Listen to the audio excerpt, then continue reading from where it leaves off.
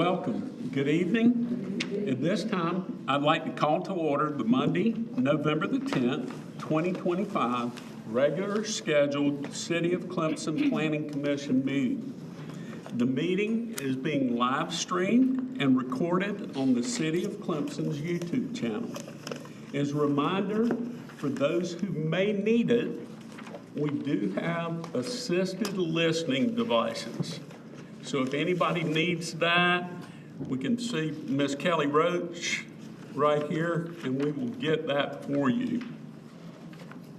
The Planning Commission, so everybody knows, is a volunteer committee appointed by City Council and serves as an advisory board in the planning and development of our city.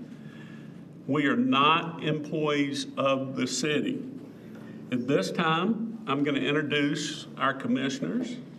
Commissioner Cumbie, Commissioner Hyatt, Commissioner Rice, Commissioner Yoder, Commissioner Crowley, and I am Herb Tyler, chair for this year. We do have a quorum. We're going to begin tonight with introducing our planning staff and our assistant city administrator, Nathan Woods, and planning director, Art Holbrooks, who is our planner, and Jacob Peabody, who is in charge of zoning. So, and of course, we cannot do this without Ms. Kelly Rhodes. So we're going to begin tonight so we don't have confusion and go over the purpose and the types of meetings that the Planning Commission holds, so everybody is on the same page. Here's the steps and agenda items and how they may present. Processes for things that are brought before the Planning Commission. A PUD, or planned unit development, has different requirements from the Planning Commission. The first is a workshop concept presentation. And what that is a presentation by an individual or company that has submitted information and talked to planning staff and wants to present it to the commission and for us all to see together for the first time. This workshop does not entail any public comment. This will be the first time that we are hearing from the applicants, and you will see it at the same time that we do that.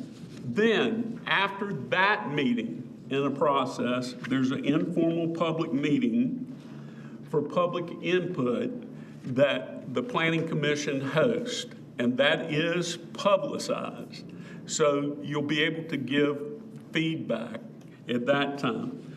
There's an optional workshops after that, if we need to go into further detail to answer questions, to get information, and then it goes to formal consideration.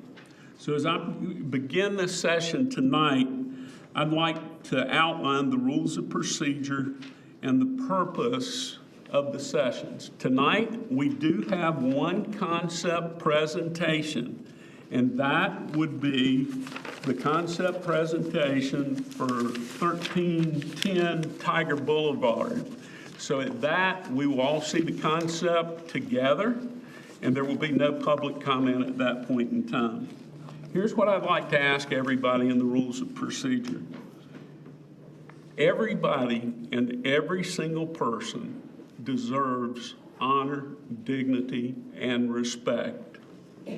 And that is the rules of behavior we all want to go by, is to treat everybody with honor, dignity, and respect.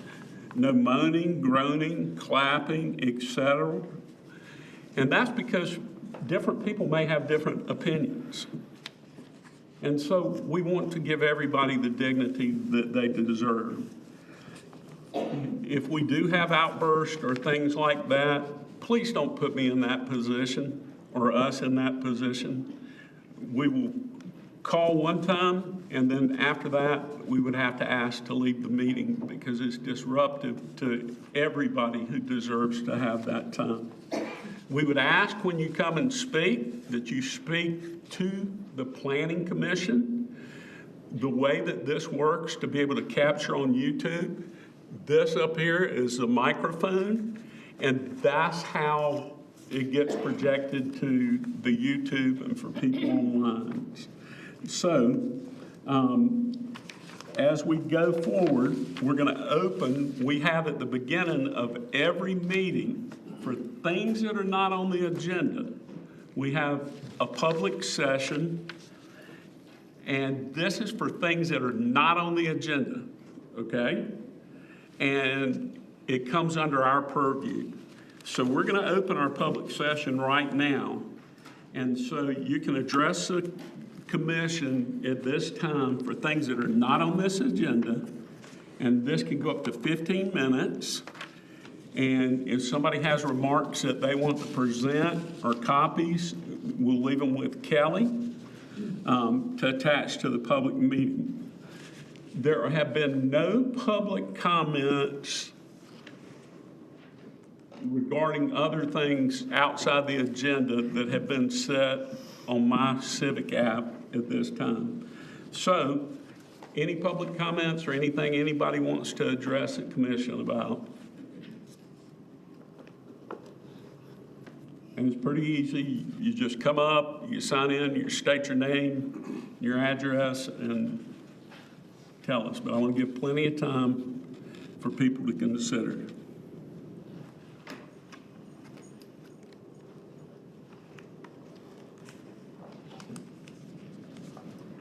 Do I need to sign in? Sign in at the podium.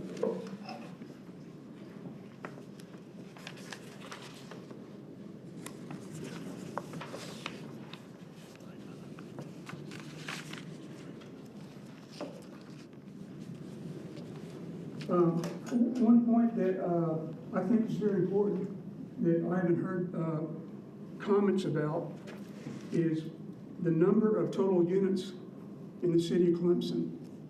I've got a list that Nanda put together of the units in Clemson. It's 2 or 3 pages. And what's interesting is, okay, so she has made a list. I don't think it's a complete list, but it's a list of 93 units, complexes in Clemson. And when I talk to people in the city, I can't get a number of units. How many units do we have? I'm not sure if anybody really knows that.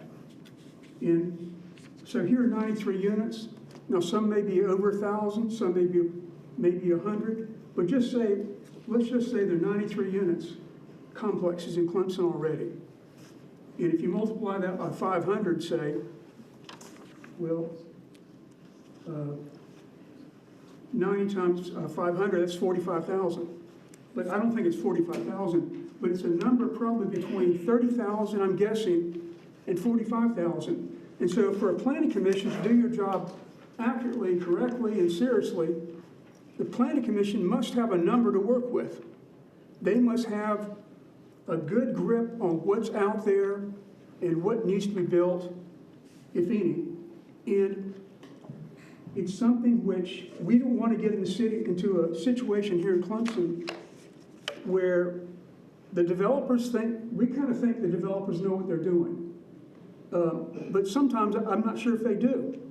But the city council does need to know what they're doing. The city council and the planning commission, they need to know what they're doing.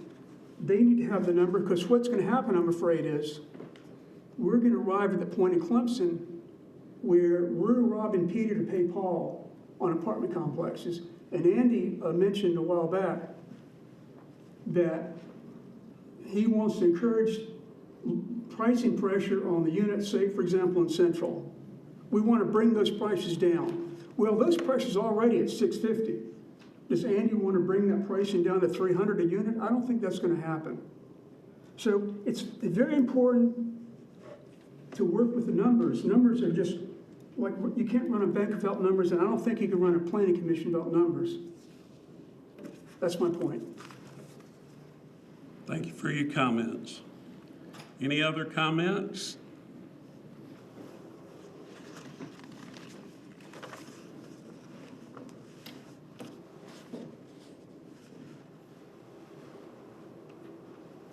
Give it another second here. So, Please clarification. sign in. Indeed I will. Just for clarification, you don't want me to address anything that's on the agenda? Correct. Very well, then I'm going to modify my notes ever so slightly with your patience.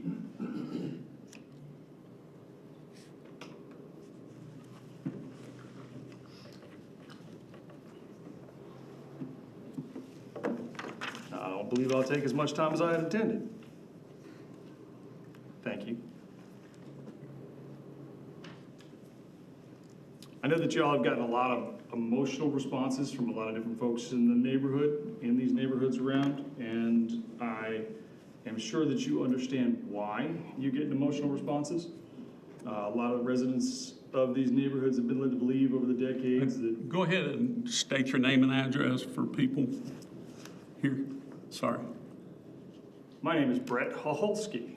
I live at 106 Folger Street. Gotcha. Thanks. So back to these emotional responses that you guys are getting.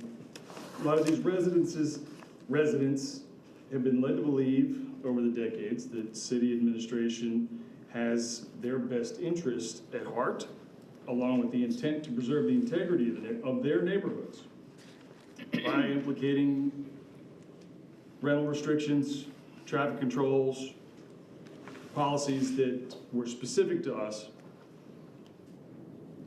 And the very consideration of some of these developments forces us to question if our trust has been in vain. Recently online on the city website, I found something that I would like to quote for your consideration.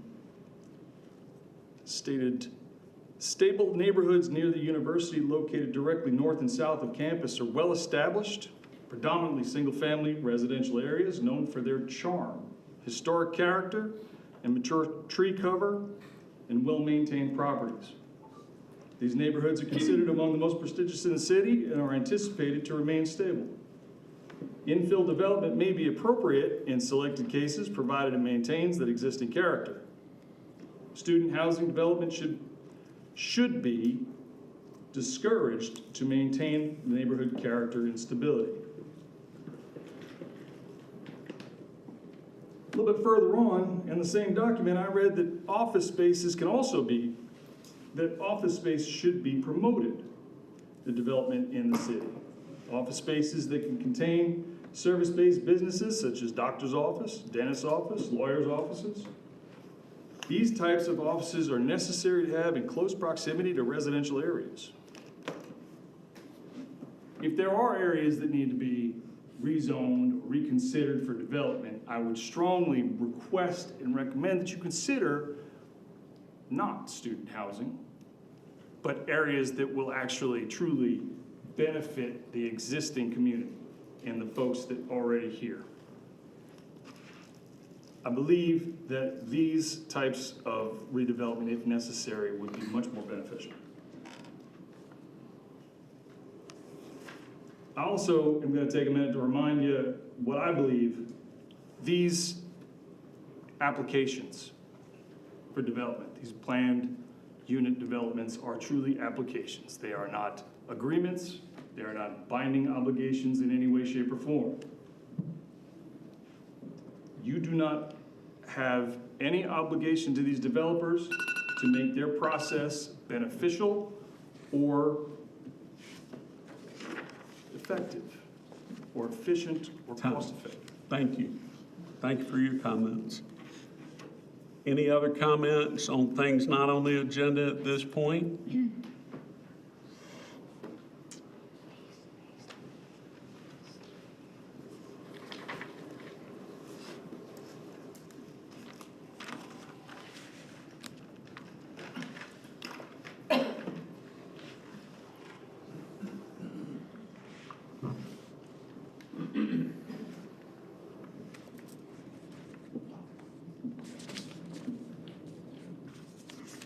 My name's Elaine Masseri. I live at 204 Wren Street in Clemson.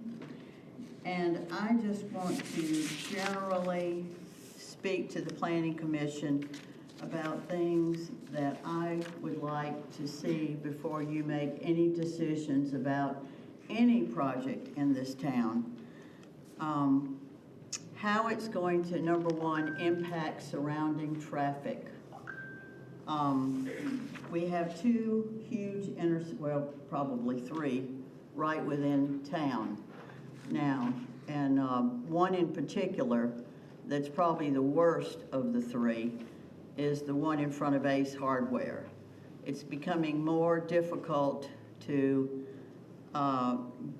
get into that Ace Hardware or the credit union or any of the hotels there because of traffic backups up 123 back to the bridge most afternoons. And the intersection itself becomes clogged with people who basically don't know how to drive, I guess, and they pull into the intersection and block the intersections, and then the light changes and nobody can go through. So that's already a problematic area. Number two, the environmental impact, particularly on surrounding neighborhoods at any development you're going to put up, which would be noise, particularly trash. And a lot of these newer developments have dog parks that they incorporate into their plans, and how is the noise from that going to impact the surrounding neighborhoods? And thirdly, I would like to talk about the surrounding communities for any of these developments and how it's going to impact the lives of the people who live in the surrounding communities. Several of our surrounding counties have already turned down these kind of projects in their towns simply because, and I quote, they are not in keeping with the surrounding community. Meaning you're putting up something that is in a residential area. So that's all I would like to say, and I want you to keep that in mind before you approve or disapprove any project that might come up. Thank you. Thank you for your comments. Anybody else?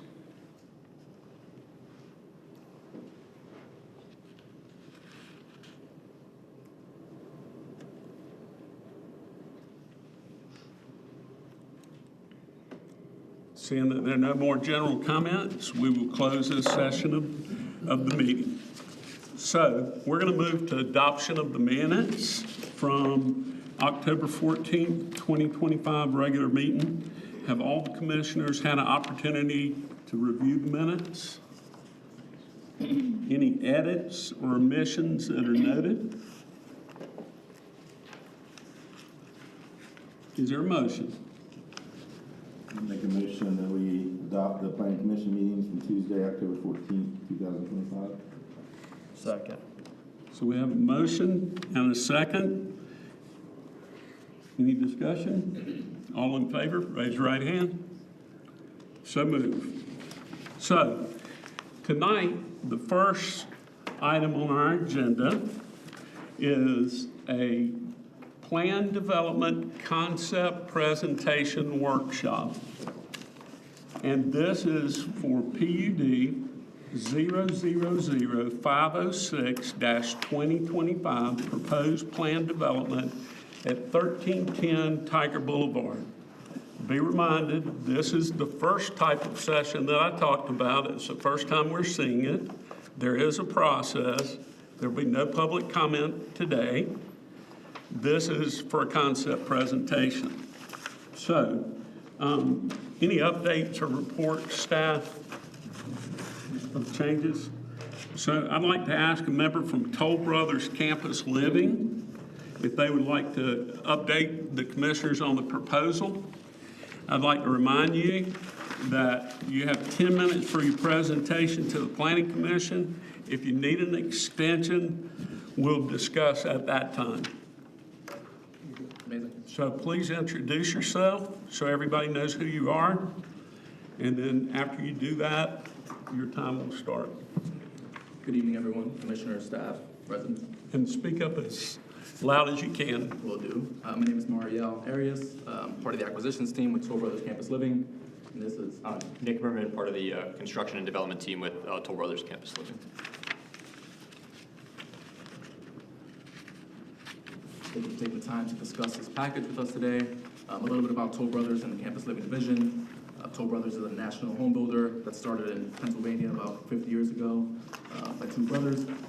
And I'm sorry, we can't hear back here. oh, sorry about that. So we are a national home builder that started out in Pennsylvania, and the Campus Living team is the division that develops student housing specifically. And so what we try to do is bring that same level of quality and design to our campus living projects that are well amenitized and hopefully pedestrian and accessible to campus, which we think is super important. And then go to the next slide. These are some of the projects that we've done. Since 2016, we've delivered a little under 6,800 beds at universities all around the country. And then our pipeline, which includes the successful execution of this project, but it includes nearly 2,500 beds that would all deliver right before the 2029 school year. And then these are some representative pictures of projects that we've done at Notre Dame, University of Central Florida, et cetera. And then here at the Campus Living team, the architect on the project is Dwell Design Studio. We have Josh Sachs here with us. And the civil engineer would be Seaman Whiteside. Aaron LeBron also here as well. It's a little small, but essentially this is the proposed timeline. We are at the first commission workshop, as you mentioned, today. We're anticipating several meetings as we work with you all on delivering a successful project. And then hopefully we can break ground in the second quarter of 2027 and deliver right before the 2029 school year. A little bit more about us. I think how we compare to our peers is we are selective. Ideally we're building at campuses that are very popular. Students want to go there. Clemson is a perfect example of this, as you know. But also there's a widening gap between housing supply and demand, mostly driven by enrollment growth. And then ideally, we can develop a project on a site that is minimally disruptive to the surrounding neighborhood. Someone mentioned in keeping with the neighborhood. I think that's super important, and part of the reason why we're excited about this project and site in particular. And then the chart on the bottom of this slide is mostly alluding to that widening gap in housing supply that I mentioned. So you can see that, based on 2025 figures, the first line, 22,637, is the off-campus student body at Clemson. And so assuming all of their on-campus beds fill up, that's how many students need to live off of campus. And then we see the off-campus supply at 13.7, and so that leaves that deficit or students looking for off-campus beds that currently have to look elsewhere at nearly 9,000. And then as the chart progresses, you can see that new supply line is really important. So the 220 beds we're delivering in 2026, that's at MODA. We have 2027, we have a larger project, 2 more potentially in 2028. And then ours would be the 750 beds that would deliver in 2029.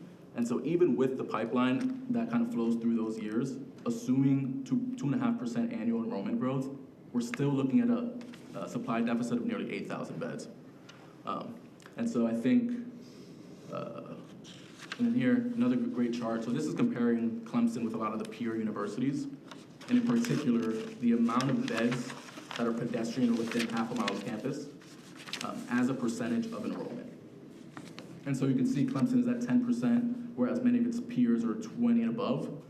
And what this means for you all and the residents is it leads to a city that is increasingly reliant on cars and buses, and increasingly congested traffic routes. And so, we'll go to the next one to give the context.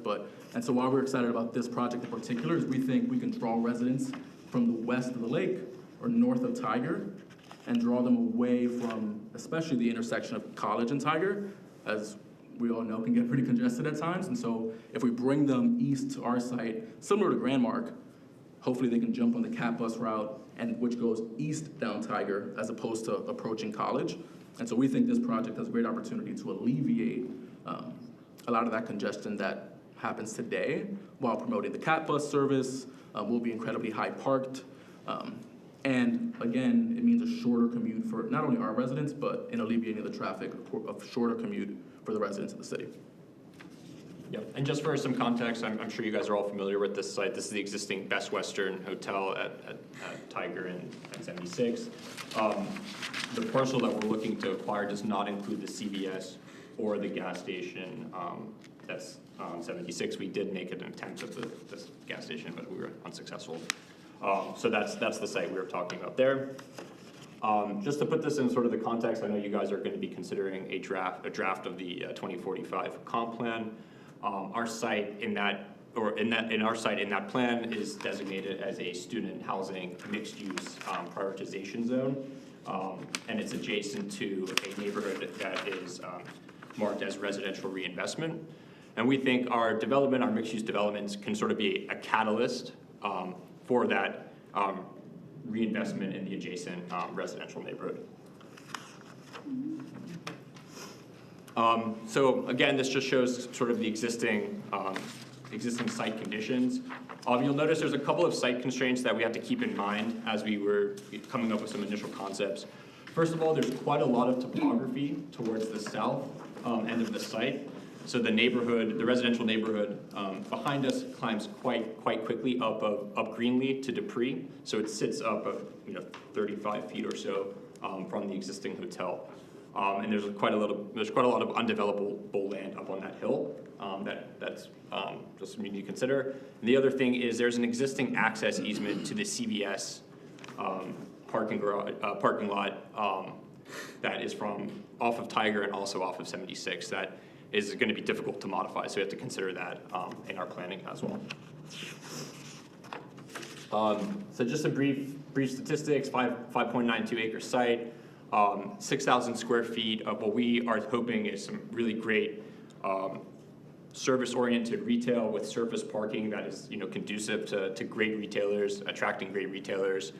630 parking spaces, 80% parking residential parking ratio, 750 beds, 226 units. And you'll see I've included a couple of sort of concept renderings throughout the presentation just to give you all a flavor of what the project may look like or could look like in 3D.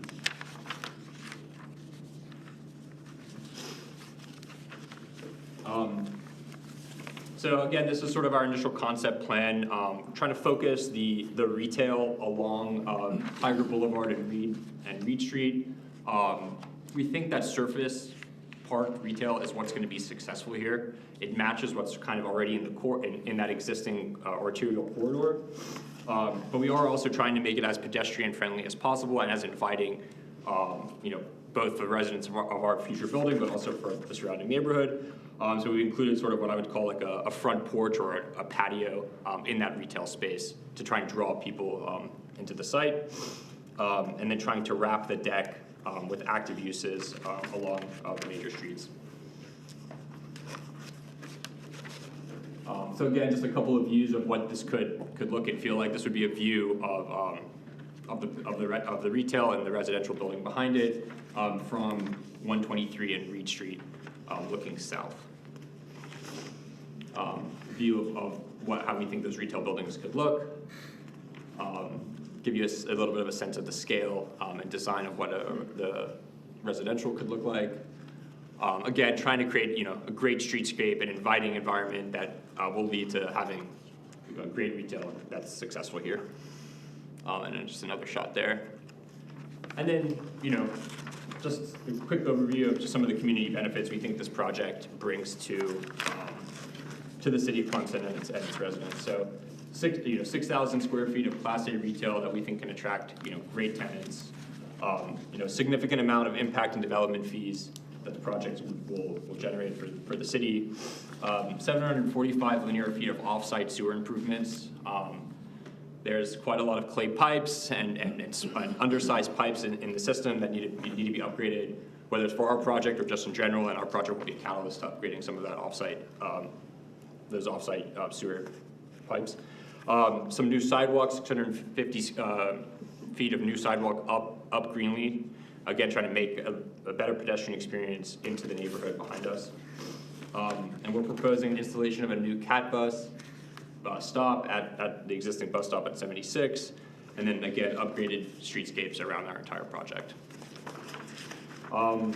Yeah, and we look forward, I mean, this is obviously just our first presentation here, our first conversation with you all, but we look forward to working with the commission, planning staff, and the community to craft a project that works for the city of Clemson, and that, you know,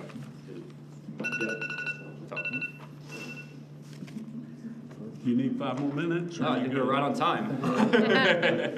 But yeah, if there's any questions from the commission, happy to answer as best we can. Okay.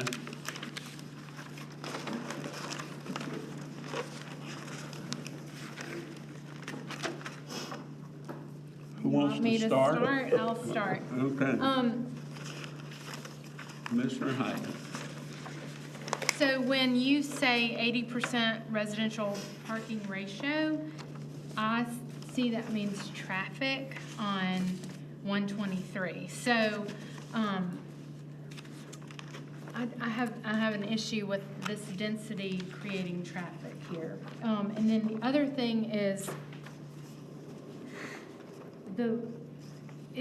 it's almost kind of a joke, the little retail space. There's one slide you have like with the retail space and then the student housing. And so I feel like we could have a little bit more retail space. So I'm not sure how you all came at that, that little spot. Yeah. I mean, it just seems like you could have a little bit more of that, because when you show the slide of the little bit of retail space that looks like could service your students only, it doesn't look like much benefit to the community. Yeah, so I can take the retail question first, and then we can talk about the density. So I think on the retail, so we've talked to some local brokers that are active, retail brokers that are active in this area. We've heard a couple things. One is that surface park retail is more successful in general if it here, and so if we can have surface park retail, we're more likely to attract the kind of retail tenants that the overall community would like, and also users, non-student users of that retail want to have surface parked retail if possible for convenience, as we understand. So I think that's what's driving sort of the site layout a little bit, is to try and have some of that surface park retail that also doesn't take away from the pedestrian improvements and the pedestrian orientation of the overall project. So that's one thing. The other thing is we don't want to overbuild retail and have a situation like Grand Mark where they've got a lot of retail space that's not been leased out, and we know that there's challenges there with parking and how that space was originally designed, etc. But our view is, like, if there was such strong demand for retail, somebody would have figured out how to use that Grand Mark space, and they really haven't. There's just one tenant there, and so we're a little bit concerned about overbuilding retail here. But I think we hear you on the request for more, and I think we could hopefully work with you guys to figure out how to incorporate more. How much retail do you think you would want here? I'm just trying to understand, like. I don't know, but the slide where you have an enormous student housing complex and a tiny retail space, it just seems like you need enough retail for your own students so they don't get in their 80% parking ratio of cars and get on 123 and go somewhere. Like, you kind of want them to be in their place. If I could add one more thing, something else that our internal, both the retail broker and our internal expert kind of alluded to, is that the local operators prefer out parcels versus ground floor retail. So that's also influencing the design.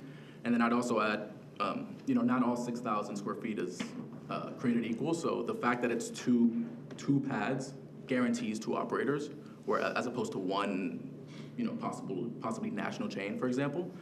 So we do think with the streetscapes, it can be a much more activated 6,000 square feet than a comparable 6,000 square feet. Do you know how many square feet the restaurant is in the bottom? 6,000. 6,000? Inside the, yeah. Yeah, so next. Yeah, and I also just say, like, this site is, in some respects, is also already inherently a little bit mixed use, just with the CVS right there and the convenience stores. So I'm not discounting the request for more retail, just saying there is sort of there's some bit of mixed use. And then I want to talk a little bit about the parking ratio comment. I think is important. So we've spoken to a lot of students in our sort of planning and trying to understand this location, its relation to campus, how folks would get from here to campus, and one of the main things we've heard is that parking on campus is absolutely miserable. And so when we say this is 80% park, we don't expect 80% of our students to drive to campus on a daily basis. Not because they wouldn't want to, but because it doesn't make sense for them to. We've heard stories of kids driving to campus, they can't find a parking spot, and they miss their class. And so the lack of adequate parking on campus is actually is pushing kids to use the CAT bus. And we think adding a stop here, or adding a shelter here, and sort of pushing folks to the CAT bus is going to alleviate some of the potential traffic impacts of the project. And then I just one other thing on that is like the proximity to campus, right? So we're about a half mile from campus. We all know about the rise of electric scooters and electric bicycles and the mopeds, and our experience in other markets, including at Georgia Tech, is like the uptake on those sort of new forms of micro-mobility are really high among students, and we would expect a large portion of kids here to use those as well here.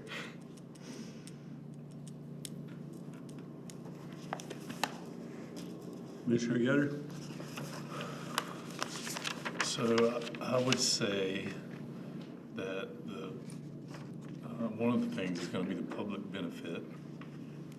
And I'm not real sure that there's a lot of public benefit going on. I see the 745 lineal feet of sewer. I see some sidewalk, but I can't really tell how far up Greenlee it goes. I guess there's going to be some major concern about what's happening on the backside and going along Greenlee and up to Dupree, and how that's going to work, and Reed Street too, for that matter, to try and maybe make that better. I'm not sure that what you got listed here is good enough.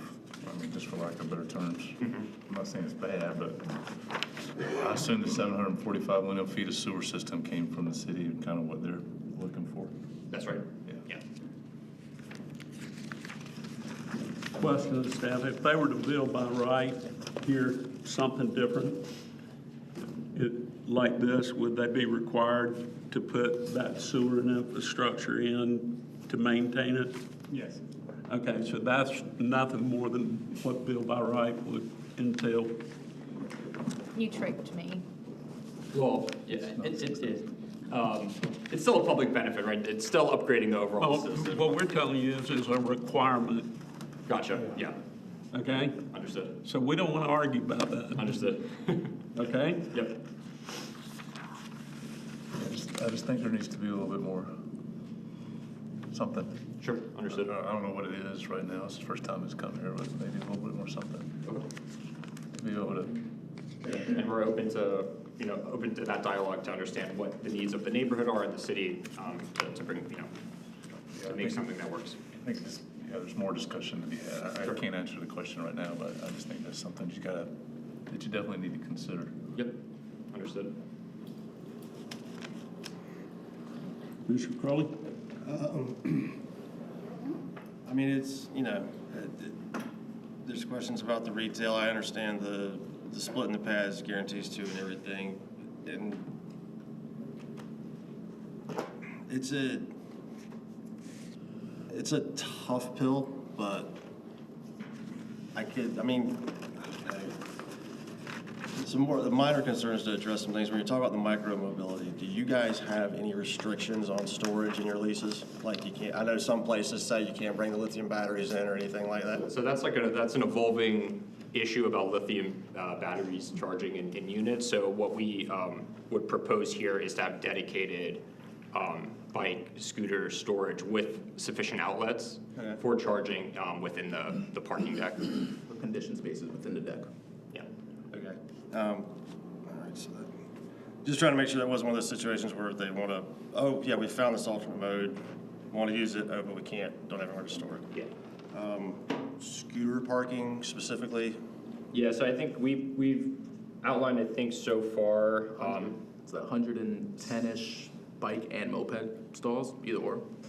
yeah, I think we've got, I can go back here. So line down 38, they're called scooter in here, but we would say moped spaces are like a motorcycle spot.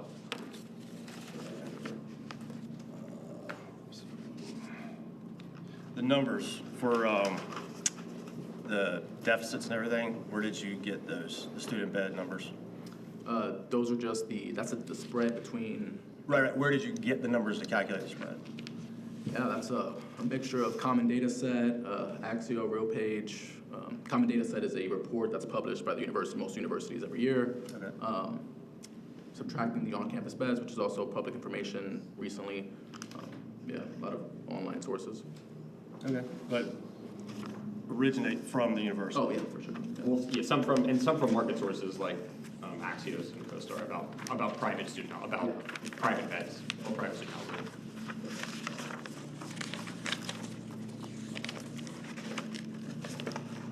I mean, that's, I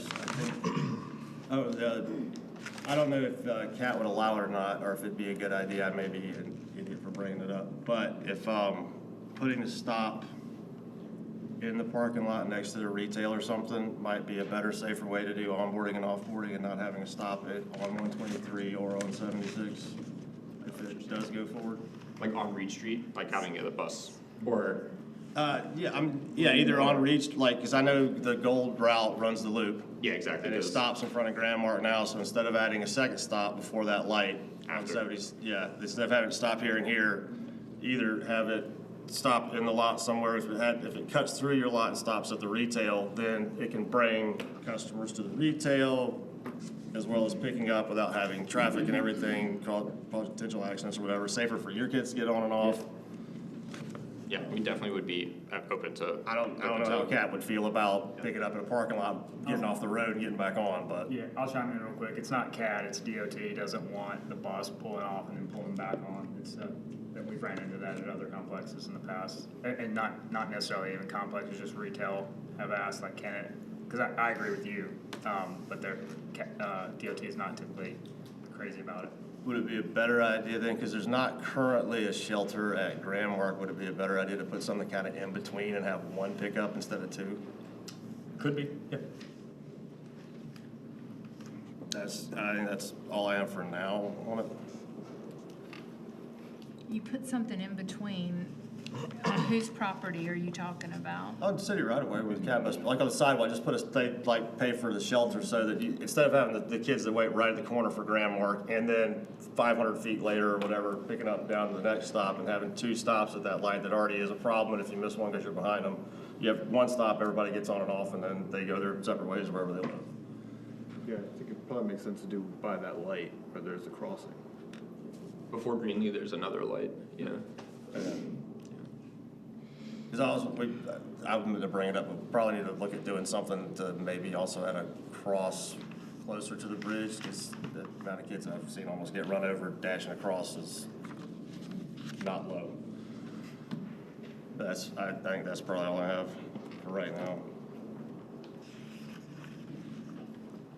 I'll go ahead, and I'll respond to part of your question as well as your question. I would say 60 to 70,000 square feet of commercial. According to the tax map, I think it's 82,000 square feet is what the building currently is. It's zone commercial. When we lose it for a city. May not be needed right now, it may not be needed in 10 years. But it may be in the future. So that would be my request for that. My other comment on this is with everything stated tonight, the way the traffic patterns go there, It just doesn't seem conducive for everyday student traffic. If you come out on 76, you're either having to take a right on 123 or a left. If you take a left, you're adding into the congestion. If you get on 123, you got to go up to 93, hang a right and go, which is not a terrible route to take. So that's something to keep in mind with that. And to, with it being a current hotel, there's a lot of events that, as we're seeing, there's more and more things that are coming, not only on the 7 Saturdays in the fall. If we lose hotel beds, we lose any type of retail, commercial, eating out, things that those visitors may be doing. So that's just my opinion on that. Mostly though, it is the traffic. I see kids now walking from Grand Mark to campus, so I know it's not impossible for them to do that. I would think at this location, unless there's some sort of safety that's put in place for that it would be very dangerous to try to cross 76 walking right there. So that's what I've got right now. Again, this is kind of the first time we're hearing from you guys, and as far as the plan goes, one thing I was going to mention on the concept site plan is the water testing business still over there in the corner there? It's out of business. Okay. Yeah. All right. All right. So that answers my other question there. Great building, but out of business. Yeah. Yep. All right. I think that's all I've got for right now. Thank you guys for your time. Only question I had that hasn't been addressed is I think we mentioned it, but just want to clarify, so that sidewalk improvement or adding the sidewalk on Greenlee, is that all the way up to Dupree? Yeah, we were thinking to take it all the way up to the intersection of Greenlee and Dupree. Okay. All right. That's all I have. Again, the question I have, if it was by right, would that be required? Not that far. A portion of it. A portion of it would. What, 50% of it, 75, 50? Is that the part, the part Basically, of the the property? borders the property, yeah, Gotcha, to okay. a certain extent. So you would have a sidewalk that basically terminated Yeah. with no logical conclusion. I would just say, we're open, we want to make this project as inviting and as aesthetically pleasing as possible, so we're open to suggestions about streetscape improvements, sidewalk improvements, in and around the site, whatever makes sense. So I can't tell from here, it looks like you got right in and right out, and that's it. Is that right? So off of 76. Oh, the 76 is right in. Currently, it would be, with this driveway configuration, would be right in, right out. Do you have the ability, what is DOT telling you? So DOT is telling us if it's in this configuration, it would be right in and right out. We've had some discussions about potentially, DOT would like that existing driveway to move further from Greenlee, away from the gas station towards the CVS, so like have a straight out driveway, if that makes sense. We'd have to have a conversation with the CVS about modifying the existing access easement and that curb cut. And then what about on your front? On 123? So I think that would be a full movement driveway. Okay. I'm kind of like Commissioner Rice, 60 to 80,000 square feet of retail. And again, that would need to be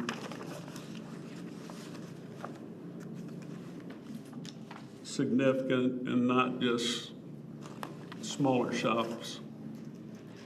And in this configuration, would you ever consider, this is a lot of beds, man, and this is a big building.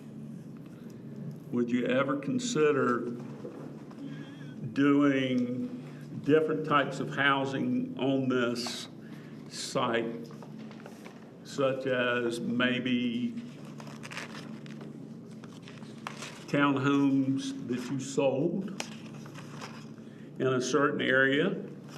So we had mix of type of housing, because part of in PUDs is to be able to have mix of types of housing where people could own that and actually restrict them from the beginning with a homeowners association, which would allow non-rental to students.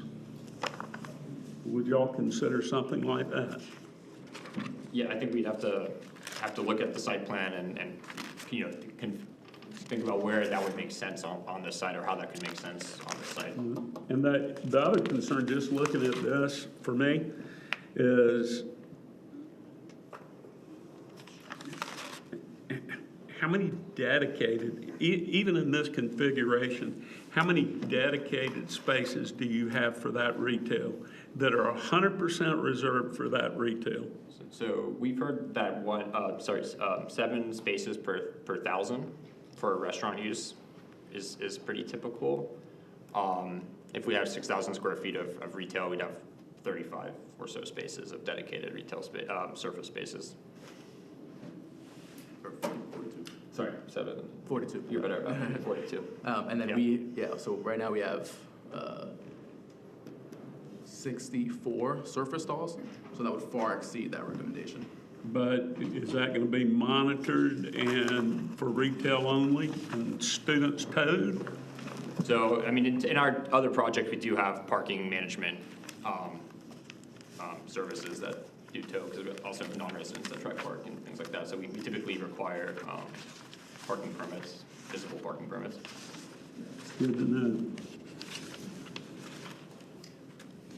In that scenario where there's 60 to 70,000, do you guys have any ideal operators who would take up? Trader Joe's.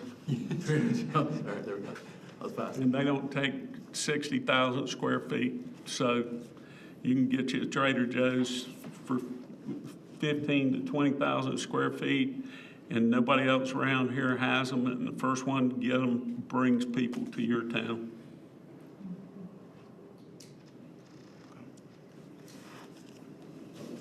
And everybody around you is trying to get it before you do.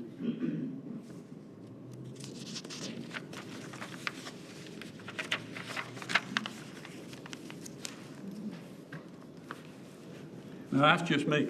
You must like the snacks they have. They have a good snack selection. No, my wife likes Trader Joe's. I hate going there, but I do go there. I mean, that is,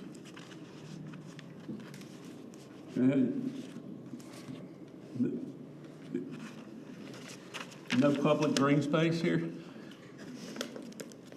So again, open to conversation and discussion about what would be the need and how we could provide that on our site plan. Do y'all have any of your other places, your own student retail within your complex? In general, we don't have like our own in-house coffee shops or anything like that in general. So there's no like little convenient mart for them, or? Typically, if we'll put like vending machines, but we don't typically operate retail space. We have contemplated sort of those grab-and-go marts that I think you're alluding to. But just depends on the location. Yeah, it depends on the location. CBS is a better version of that than we might ever be able to do, but that's an option. Well, they might would have to build bigger. I know. So I've been places and it's like retail space, the shop's at, and it'll be like the name of a location, and there's housing above that, but they've almost created an environment that attracts people to different types of shops below, like think about like an outlet mall type or just outdoor mall type area. I just don't know with the retail space, like I feel like that would be a benefit to the community, and then you're gonna have student housing above that, and that would be a benefit to you. You see?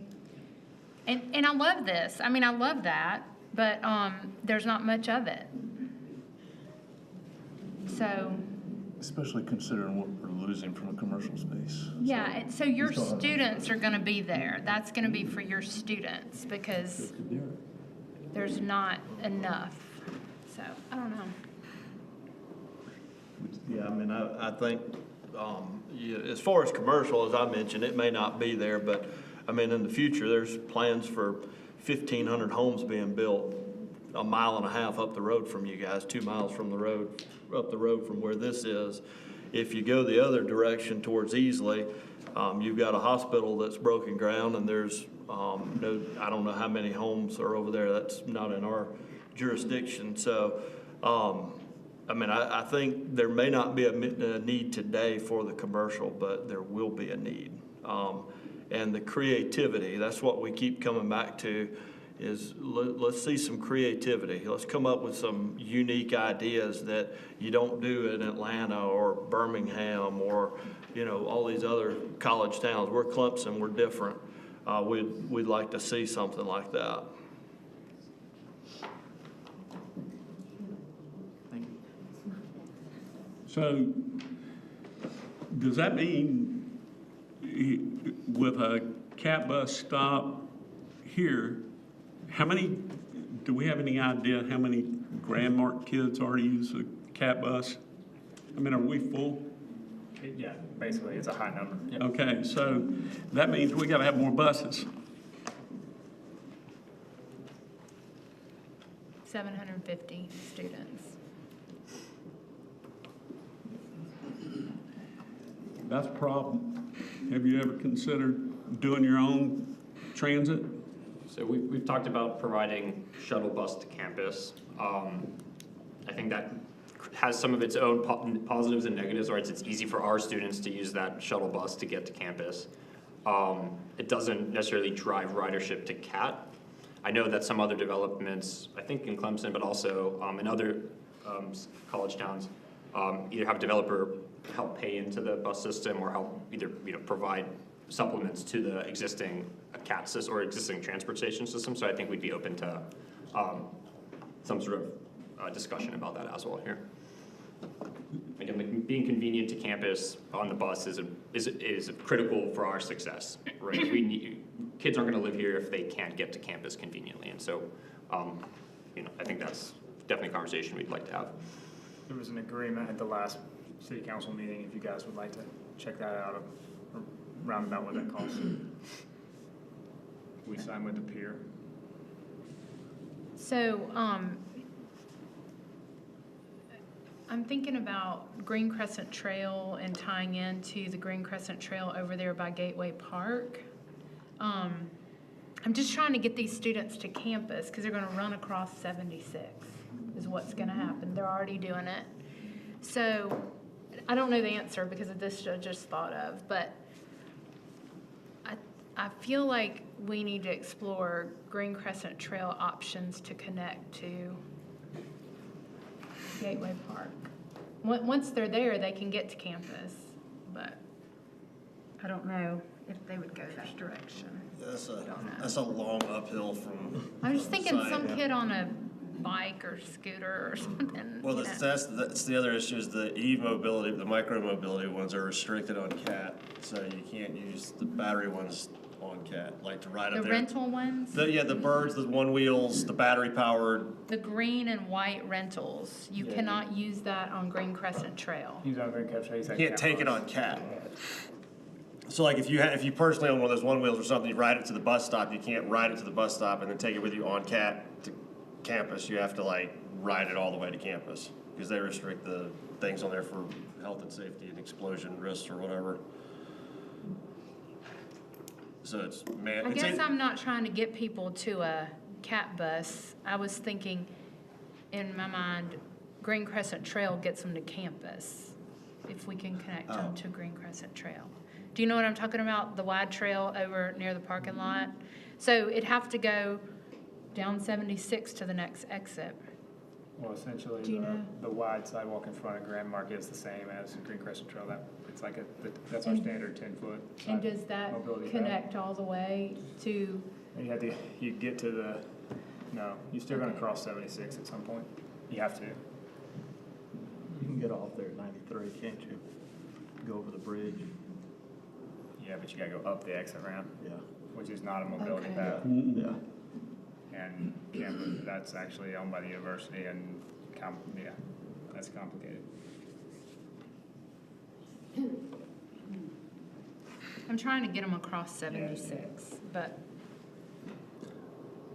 Yeah, serious. I mean, if you go up, you know, you'd have to I go. mean, we do it all the time, walk all the way to the stadium from, Oh, yeah.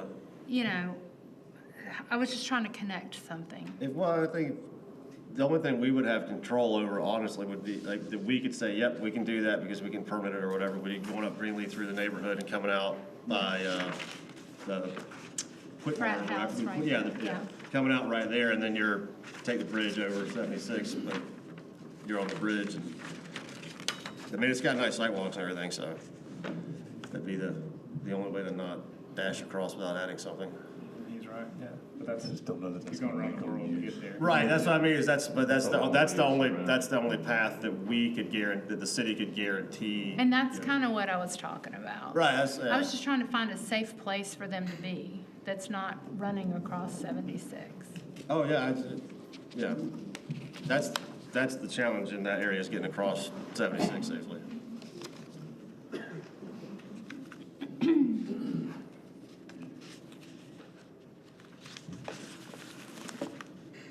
Commissioner Crowley, any other comments? I'd love to see a traffic study if it moves forward. Commissioner Yetter, any other comments, thoughts, things you want to see? Commissioner Rice? No, sir. I'm good? Commissioner Gunn?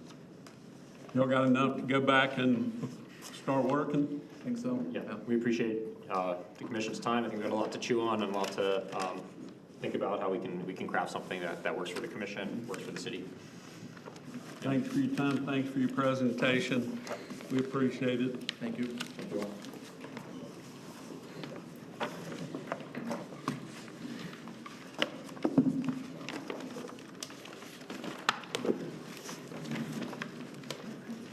Okay, next on the agenda is an action item.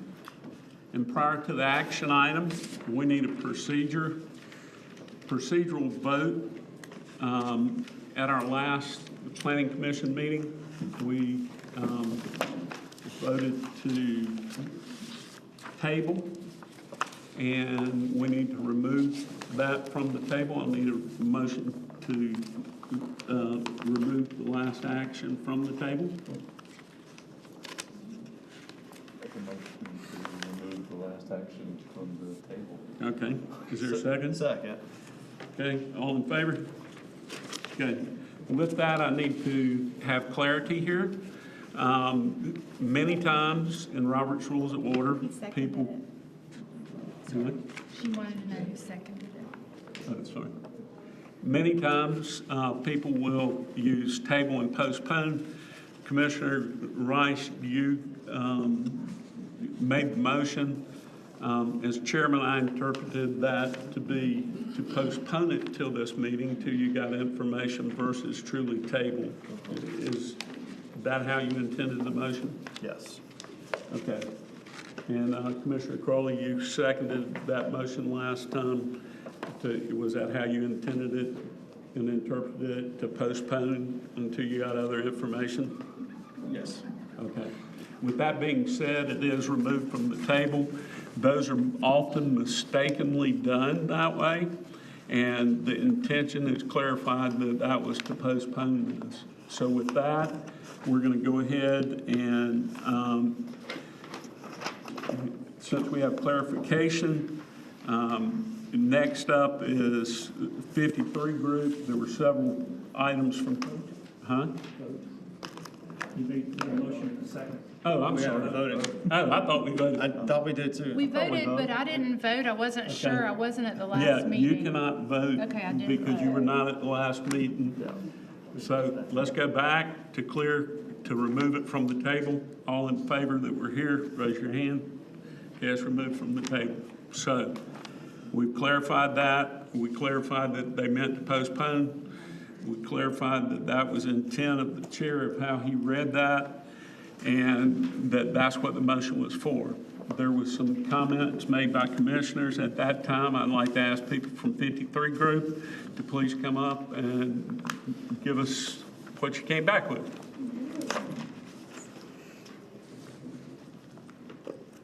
All right. Good evening, commissioners. Thank you again. Appreciate it with you meeting up with us tonight and all the feedback that you've shared with us to date. It's really helped shape the project and drive us to where we are today. I really want to focus this presentation on what has changed in the project since you last saw it and all the updates we've made alongside just reiterating the community benefits that the project is bringing to Clemson. So as you'll recall, this is the original hedgerow elevation. The building stepped with the topography of the site along Pine Street and was 7 stories along hedgerow. Where we ended the meeting in October was with feedback, particularly from Commissioner Yoder, that 7 stories still felt too big next to the neighborhood, and given the precedent for 5-story projects, we were asked to study if we could make changes to the massing to reduce the size of the building along hedgerow. And so here is the update where we are today in the updated and revised PD drawings. To Commissioner Yoder's suggestion, the building doesn't follow the Pine Street elevation anymore. The building steps down from 7 stories to 6 stories to 5 stories at the neighborhood, and is also pulled back from the property line to allow for a new sidewalk along hedgerow, as well as a landscape buffer with future full-growth trees. We also here carried that gray metal panel material down a level to reduce the perceived height at the top of the building a bit further. And instead of a 2-story garage expression, which you saw previously, we actually introduced some liner units along level 2, and then removed that open screening from level 1. So the garage is now entirely screened, fully lined and concealed from the neighborhood. So what this means is essentially that there are fewer residents and fewer cars. The building is 5 stories at the neighborhood. Density has been reduced to 685 beds, and parking has been reduced to 285 resident parking spaces. Because of this loss of density, that change in residential parking ratio is not particularly impactful to our residents, but it does mean, to Commissioner Hyatt's point, that there are fewer cars on the road now. And again, with the garage being fully wrapped, there is no noise exposure, trash exposure, or light exposure to the neighborhood. So to show just a few more perspectives and of this change, this is the original hedgerow elevation, where you can also see that original garage screening as well. It was a 2-story perforated panel, metal panel screening. And this is the new massing. It's a 5-story building, further screened then by the topography of the neighborhood landscape as it moves north towards elevation gets higher towards Folger. And there's additional vegetation that we are able to introduce along hedgerow. I think from this elevation too, you can also get a sense for, even just from this perspective kind of close up to the northern facade, how pulling the building south along hedgerow, further from hedgerow, really also reduced that perceived scale of the project. So this was the original elevation just further back, just so you can see how the expression of the architecture kind of wrapped that whole hedgerow facade as it was originally. And then this is the updated view showing the new screening of the building with the full growth canopy trees that also exist along hedgerow and as the project moves north. And then we also updated the view you are familiar with. This is from the corner of Pine and Clemson, where you can see how the expression of the facade, the architecture moves around the building, and now how the architecture and the massing steps down from 7 to 6 to 5 stories as it moves toward hedgerow. So with these changes, our team also wanted to, again, focus on the community benefits the project is bringing to the city. We felt that those infrastructure and pedestrian connectivity improvements that we had introduced were really critical to the project and critical to Clemson. So our team spent a lot of time over the last month really digging into our own costs and our own assumptions to make sure that we could still bring the same improvements, those same improvements to Clemson, even with the loss of density. So I'll summarize the benefits again today, but there is no reduction of benefits since the last time you saw this. So at a high level, the project features over $2.5 million of just pedestrian and utility-related initiatives. And this is intended to improve over 2,400 linear feet of sidewalks, multiple crosswalks, repaving roads, road surfaces, and then 1,750 linear feet of utility waterline improvements for the city as a whole. So to dive in a little bit to each one of these, so first we will be upgrading that existing cast iron water line to a new 8-inch water line along North Clemson Avenue from the site all the way to Wigington Street, as well as along Pine Street along our site all the way from Clemson to Hedgerow to the north. This was cited and shared with us as a critical upgrade that was needed for the city to ensure that businesses and property owners along this route and downstream will have improved services for their homes and businesses. And then we're also making substantial improvements to North Clemson Avenue itself. We will be doubling the width of the existing sidewalk along North Clemson Avenue from our site all the way to now Hillcrest Avenue, as well as adding a new curb and gutter on both sides of the street. We felt it was very important as pedestrian activity continues to grow along North Clemson Avenue that the neighborhood have this improved, safe and connected path to downtown Clemson. We are also upgrading the 5 sidewalks that are highlighted here in yellow at Pine, North Clemson, Wigington, and Hillcrest to ensure that they are ADA accessible and can be used by all residents as they get to campus, the stadium, and downtown.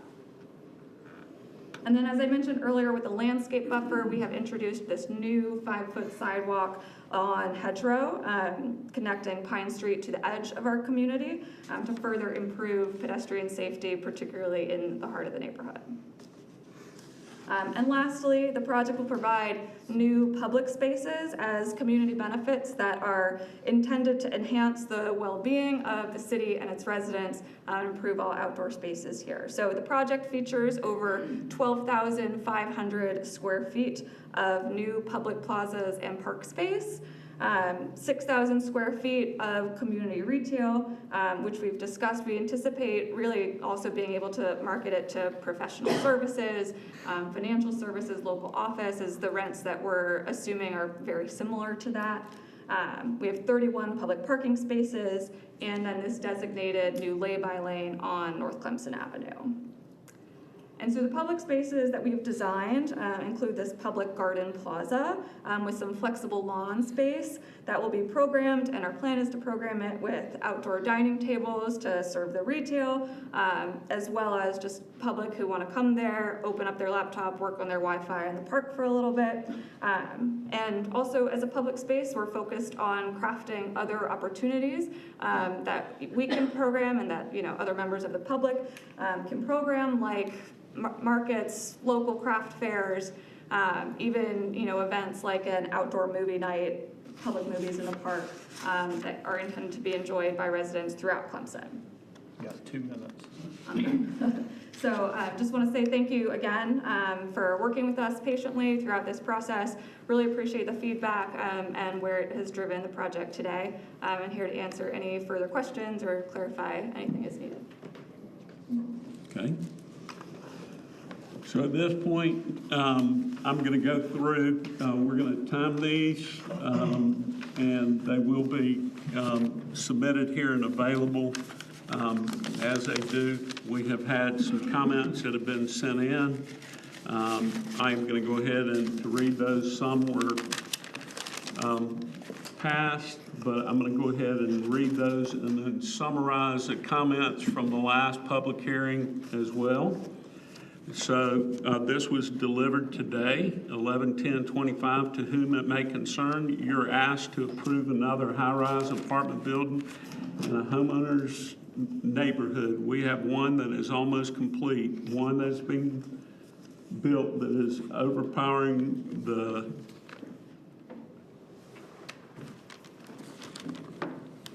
PO? PO, yeah. And that was so to say approved by you. Not one is wanted by their homeowner neighbors. 3 is more than enough for such a small area. I do not think big cities have so many in such a small area. It should not be approved. Sincerely, Eva Henry, and she has brought 1, 2, 3, 4, 5, 6, 7, 8, 9, 10, 11, 12, 13, 14 different signatures from Knox, Riggs, North Clemson, Folger, and Strawberry Lane.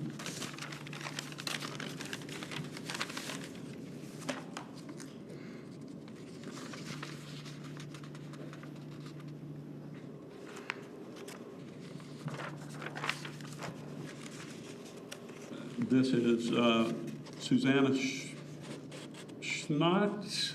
I hope I said it. Shantz. Sorry. Apologize. I am repeating myself. To even consider approving yet another huge development without conducting a traffic and environmental impact study after the hub, Moda, and 398 College Avenue are fully occupied is naive, short-sighted, and reckless, but the council's yes vote recently on the second reading of proposal for 398 College Avenue reveals that it seems to be the default pattern at this point. The city of Clemson continues to relieve the university of the responsibility of housing its own students, a behavior which now seems like a conflict of interest. For the council, given its mandate to look after the well-being of the town and its residents, what kind of campus and city life do you want? Do you care what residents want? Or are you more interested in absolving the university of its own mandate? I say this as someone not in opposition to the university.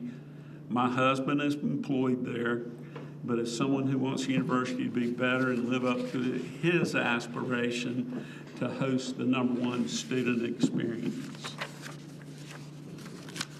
You go to the next comment. The reporter is Shannon Sharkey. This came in on the 9th. A right to encourage the council to vote against the 2 additional high-rise facilities that are being proposed. There are multiple large projects under construction within the vicinity of these projects that are not finished. Their impact on town has not been measured. Do not allow more growth until impact from current builds has been evaluated and the need for additional buildings has been studied. The next comment come in from, and this was left over from the last meeting, from Stephanie Platt. I oppose the proposed development on Pine Street. The city needs to leave old neighborhoods alone. You're destroying the beauty of Clemson skyline. Also, I was told that now people are supposed to submit questions the Friday before a meeting. You really need to inform the public about this change so citizens can submit their questions. Thank you. The next one is from Jim and Donna London at 135 Wigington Street.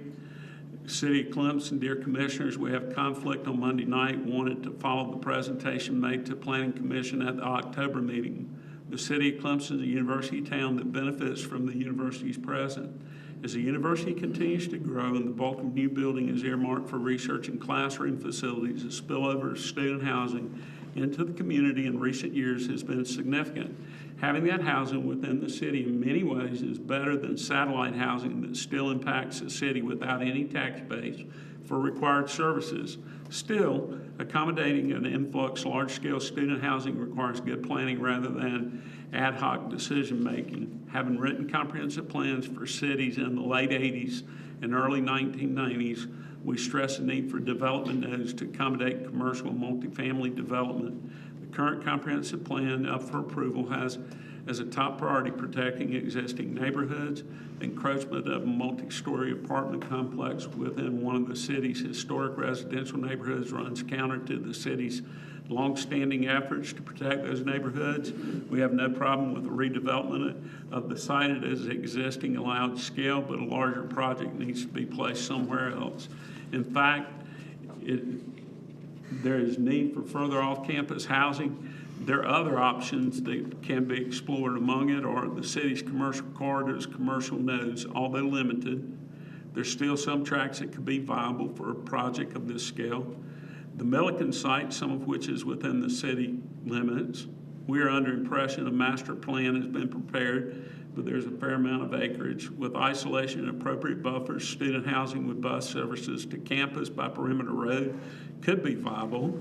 University property, the university has significant acreage subject to various development restrictions. Where permissible, some consideration should be given to long-term leases of university land to accommodate student housing. The university at least should be partnered in making additional campus growth work to benefit of both parties. Thank you for your deliberation in this matter. Sincerely yours, Jim and Donna London.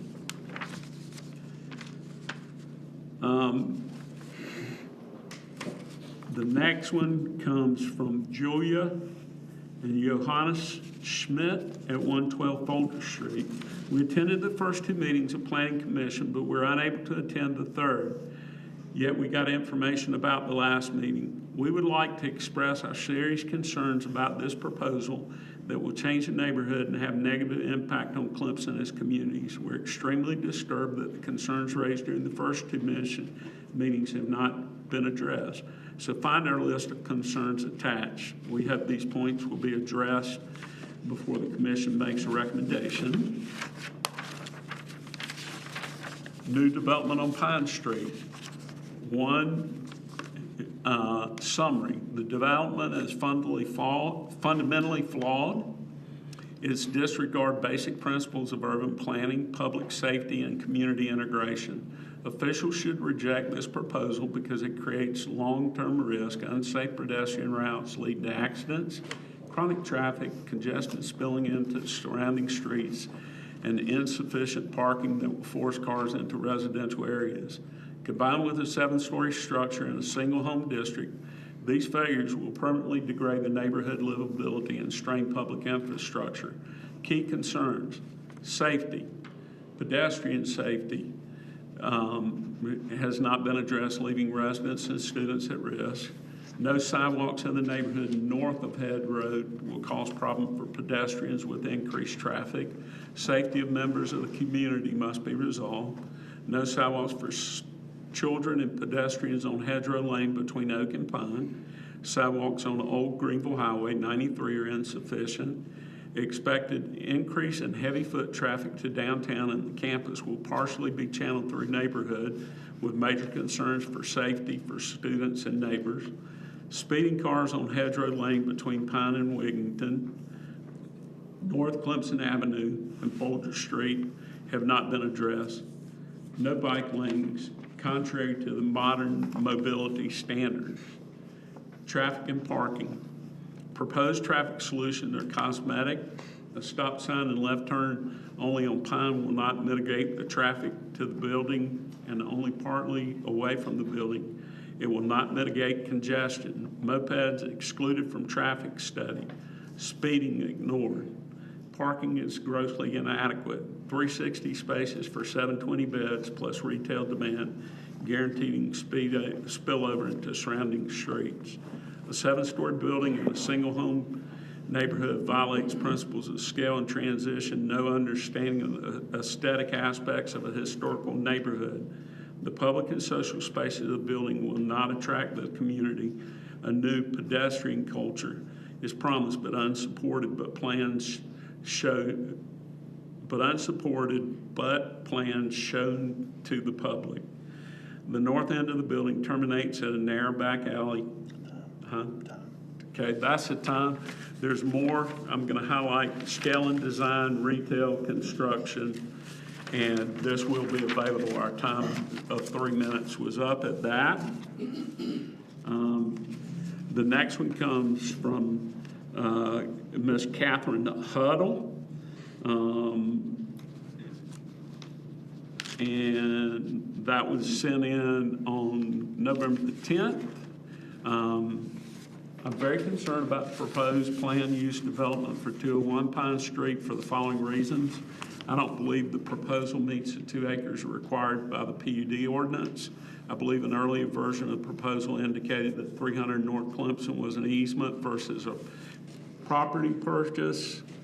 Regardless, the drawings submitted with the proposal do not show the 0.19 acres from 300 North Clemson incorporated in any manner into the plan.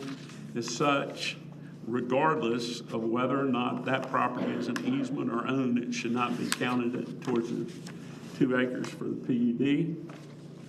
If the Planning Commission allows adjacent land that will not be used in a development be counted toward the acreage for the PUD, it's a slippery slope.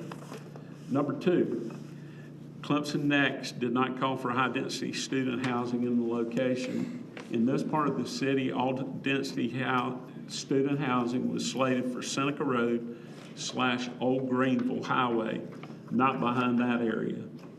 This proposed development is requested on land that's currently only zoned residential. This would also be a first, and not in a good way, for the city of Clemson. The PUD only provides parking for 40% of the beds. This would be a new low for off-campus student housing in Clemson. Developers love to talk about how building close to campus means students won't need cars, but that's not true. Most students need cars to go to the grocery store, visit friends, or go home on weekends and holidays. Our city has accepted the mantra that housing close to campus eliminates cars, with zero proof that it does. Lastly, but perhaps most importantly, the whole point of a PUD is that the city is giving up its zoning in exchange for something that's supposed to be better. Before approving this, the Planning Commission needs to be able to clearly outline for the citizens how the PUD will be better for the citizens of Clemson than the current zoning. If you can't do so, the PUD is clearly just a way to override zoning to create higher density. Any additional development around post-Sloan neighborhood needs to be paused until the city completes a traffic study after the new student residence on Kiwi Trail, College Avenue have been completed. Those developments will add 2,000 people in their mode of transportation to the other end of post-Sloan neighborhood. I invite every member of Planning Commission to sit at St. Andrew's Church, facing Edgewood between 9 a.m. and 3 p.m. on a weekday when school is in session. There's a never-ending stream of students driving cars and mopeds. Just because we live in a college town doesn't mean our neighbors don't have families with small children and other neighborhood activities. We should not allow our neighbors to become thoroughfares because we've allowed more building and beds than our main roads can handle. Next comment comes from Shannon Sharkey. I believe I have read that. The next comment comes from Elaine Richardson. Hi, Art. I have another commitment, cannot attend November PC meeting. I have added my thoughts to my Civics app, but I'm not sure they're actually being accepted. So I passed my comments below just in case they weren't. Please share with Herb to read during public comment time for proposed Pine Street project. Thank you, Elaine. Good evening. My name is Elaine Richardson, and I'm a longtime resident of the historic West End, or Sloan Poe neighborhood here in Clemson. I wanted to share these comments tonight because I and many of my neighbors are very concerned about the proposed student housing and mixed-use project for Pine Street. We made this neighborhood our home because it's peaceful, historic, and close-knit, the kind of place where families and neighbors truly know and look out for each other. Many have invested years, even decades, in making this a safe, welcoming place for people from all walks of life. A large, high-density student housing complex in the middle of our single-family neighborhood risks changing everything we loved about this community. The real worry is about increased traffic and parking problems on our narrow residential streets with very few sidewalks. Noise and activity at all hours will impact our quality of life, and we question if there could be worsening flooding or runoff that would affect our homes, parks, and creeks. I I want to remind you of the comments at a recent city council member by Council Member Smith, who works at Clemson University for over 30 years and serves as Assistant Vice President for Student Affairs. She believes our student housing supply is more than enough and urges us to listen to longtime residents. She knows what's at stake. Do we really need additional purpose-built student housing when we're going to focus on affordable and workforce housing? We residents aren't opposed to students being part of Clemson. In fact, many of us are proud alumni and university employees ourselves, and we want positive relationships with our students. But this project is simply too intense for our neighborhood and goes against Clemson's longstanding vision for balanced and responsible growth. I urge you to listen to the residents. The families who built their lives here and help preserve what makes our corner of Clemson truly special. Just say no. Thank you so much for listening. Next comment comes from Julie Mefford. I hope I said that right. Julie Mefford. Dear Planning Commission, I'm writing in absolute opposition to 201 Pine Street development. Another Clemson neighborhood does not need to be destroyed as mine already has. This parcel of land does not meet the 2-acre requirement for this type of planned development. This parcel of land is not designated as part of Clemson next plan to be developed as high-density housing. The land is not zoned commercial use. It's unbelievable that an 8-story high development got approved to loom and encroach into the neighborhood adjoining 398 College Avenue. It's absurd to approve another one in the neighborhood. Why the rush? When is enough enough? Why are Clemson city residents being ignored despite showing up and voicing opposition from the beginning?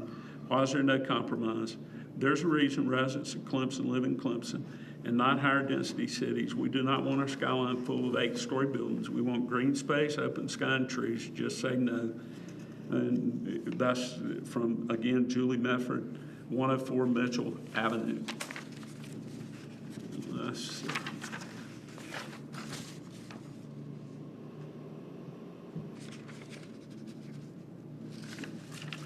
From Devin Gorey, 122 Riggs Avenue. Dear Planning Commissioners, writing as a concerned resident, formally oppose the proposed planned development in Pine Street. The proposal represents a fundamental departure from established zoning principles intended to protect our neighborhoods and directly contradicts the stated goals of the city's comprehensive plan. My opposition is based on 4 failures of the proposal. Failure of transitional zoning and best practice. The most egregious flaw in this PUD is the proposed height and its immediate adjacency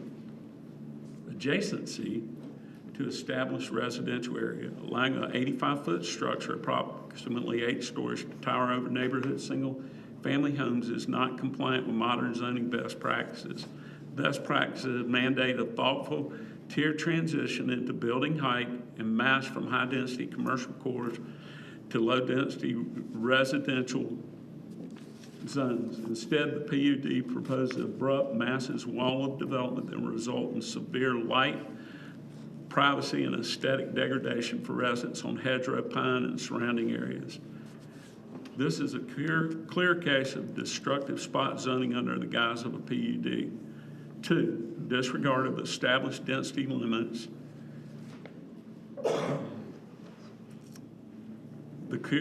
The proposed density dramatically exceeds the limits set forth in city standards multifamily zoning district.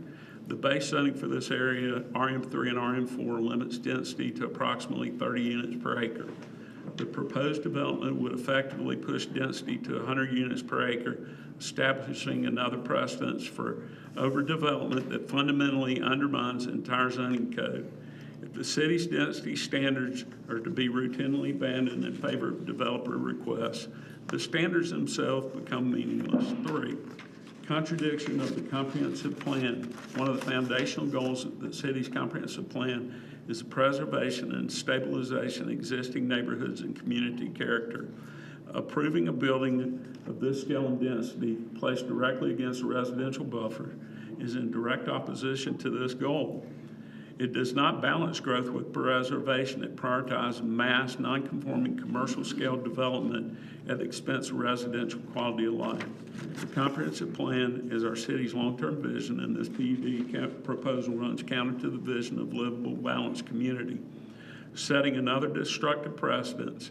The community's already experienced the negative impacts of large-scale, high-density PUD approvals, such as a major development on College Avenue, which will permanently alter the character and livability of that adjacent neighborhood. By passing the Pine Street PUD, the City Council and Planning Commission would not be approving an isolated project. They'd be setting a dangerous precedent, signaling to developers that established neighbors are expendable and that zoning regulations can be ignored if a project is large enough. We implore you, do not compound the error of the past and ruin another established residential community. I urge you to reject this PUD proposal in its current form and require the development to set a plan that respects the surrounding neighborhood, adheres to responsible transition zoning, and operates within the spirit and limits of the city's density regulations.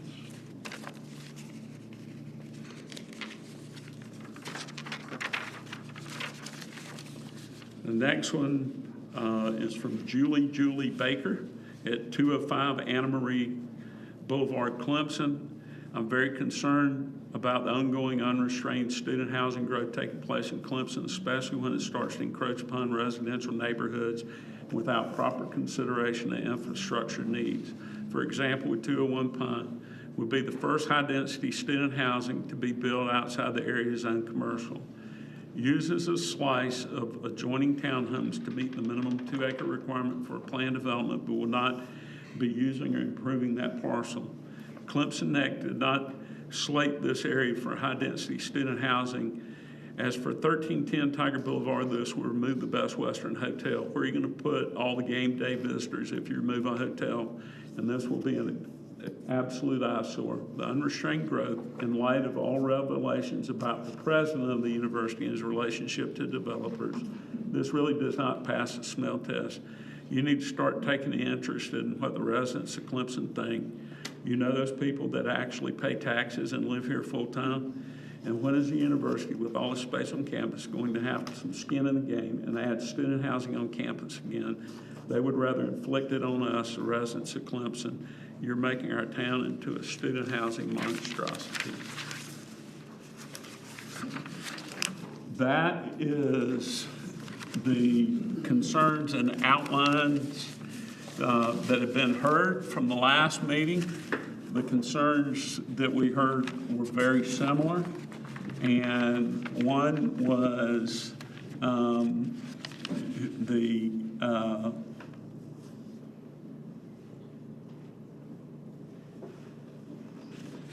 let me go back. I kind of wrote these down today so we could have a clear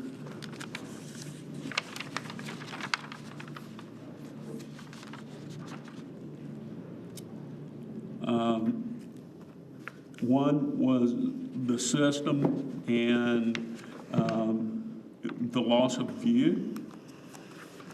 The next speaker talked about the growth in the mid-'80s and '90s within the city and the neighborhood district, and that needed to focus on transitional intake in areas. The next speaker talked about the narrow connections in Hedgerow and Addison. The next talked about the families in the neighborhood and traffic. The next talked about small scale and the intangibles that we cannot get back in places that people consider home. The next talked about questions, the subsidies that are being offered by the developer. The next one questioned how in their area they were not allowed to go higher on a house, and that doing this didn't seem right. They also said that an enrollment cliff is coming. Even though growth has grown at the university now, not as many people are attending. The next person talked about transitional zoning and long-term transitional zoning as well as elimination of planned developments. The next person talked about the 2 acres. The next person talked about that they didn't know where everybody lived, but they would be living in that area and had grown up here, and that we need to focus on sustainability and safety and things that are affordable. The next person talked about the concern of those who walk, particularly Hedgerow and Addison. The next person talked about traffic and mopeds and right turn only. The next person talked about the density and traffic, and that within the neighborhood, different things had been acceptable, and people have accepted it, but they felt that this was egregious and that it was way too high, being able to tower over the neighborhood. And so that's the comments. If there are any people who have not spoken and there are any additional comments that have not been brought up in all of those or issues, and you would like to speak to that have not been covered, you're welcome to come to the podium at this time to sign in and give us those new updates.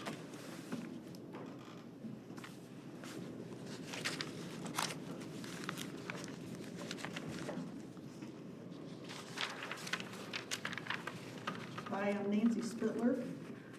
I live at 210 Edgewood, right across from the Catholic Church where people fly by every day.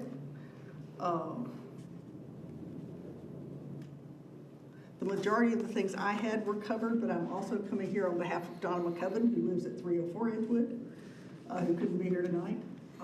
And she brought up the fact that the wastefulness and environmental impact of the demolition of a reasonably new apartment complex is inconceivable.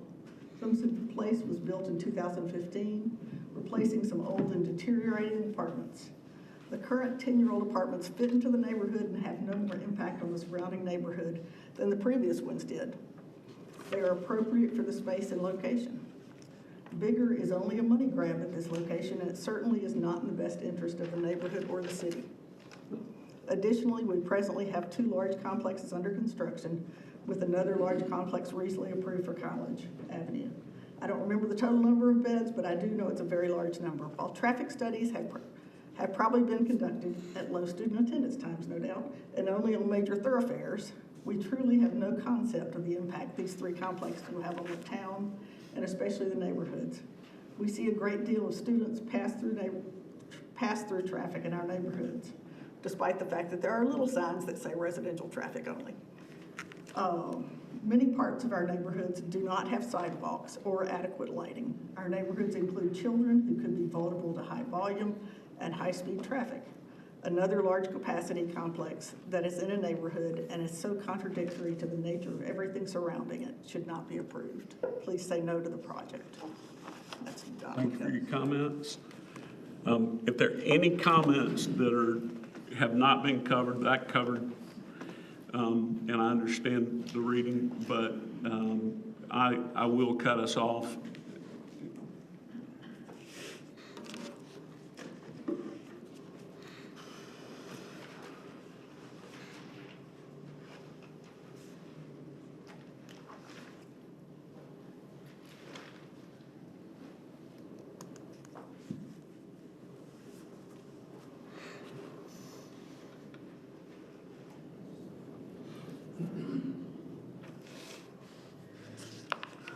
Most of y'all know who I am, but my name is Gay Faree Eichmiller. I will be the sole heir of 210 Strawberry Lane, a residence that's been in my family since the 1950s.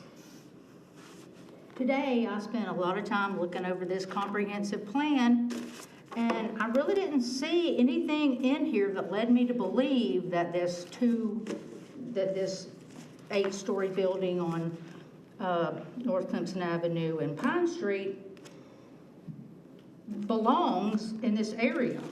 I mean, I couldn't find it in there, but I mean, this question with no disrespect, but are y'all? Please, excuse me. You need to make points that have not been made before. We have talked about the comprehensive plan. We do not need to be pointing at members here. That is very disrespectful. And we do not to be pointing at the developers. That is very disrespectful. Okay, well, I find it very disrespectful that y'all don't listen to what the citizens of the city of Clemson care about. I drive to my parents' house from my house up by Daniel High School at least 5 times a week. I drive down College Avenue, I turn up by that little park with the water fountain and everything. Every time I drive up that road, students run the stop signs. They don't stop, they don't do any, they just run them. Just run them. Mopeds, cars, whatever. There are people that live in that neighborhood that have children, and I am concerned for the safety of the children and the older citizens that live in those neighborhoods getting run over by these students that show no regard for the rules of the road. And that's not the only place they don't regard the rules of the road. But anyway, my last question is, do any of y'all want this in your backyard? Probably not. Thank you for your comments. Are there any other comments or points that have not been made?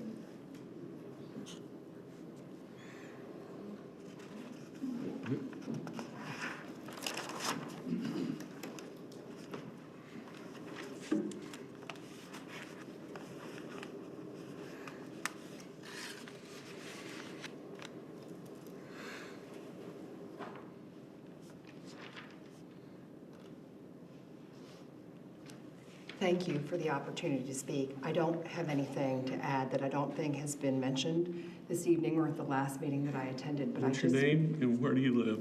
Cece Bates, 149 Folger Street. But I think it's important that I have the right to stand up here and register that I'm speaking out against this project.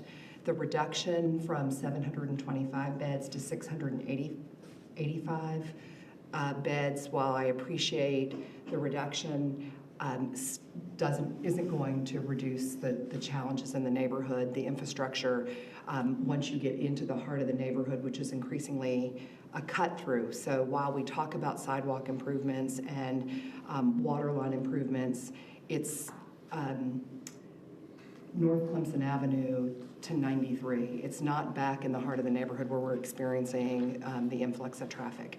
Again, I'll sit down now, but I do think it's important that we've come here tonight, and even though we may be repetitive, that we have the opportunity to speak out against this project. Sure. Thank you. Thank you for your comments. Next. Hi, my name's Darren Bates, 149 Folger Street. We do live in the same house. Don't forget to register. Oh, yeah, thanks.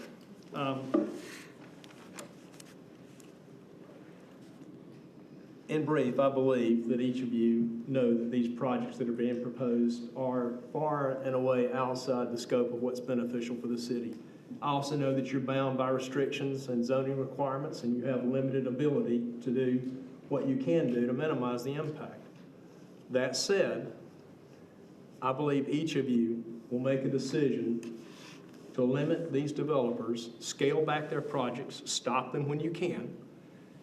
And I'm going to use a quote that I heard tonight from Commissioner Rice in another group earlier, when they proposed a development that seemed like a cookie-cutter development for Georgia Tech, Notre Dame, and some other campuses. You said, come back with something that's different, creative. We're Clemson, we're different. let's stay different. Let's keep Clemson different. And I appreciate the work that you did tonight. Thank you for your comments.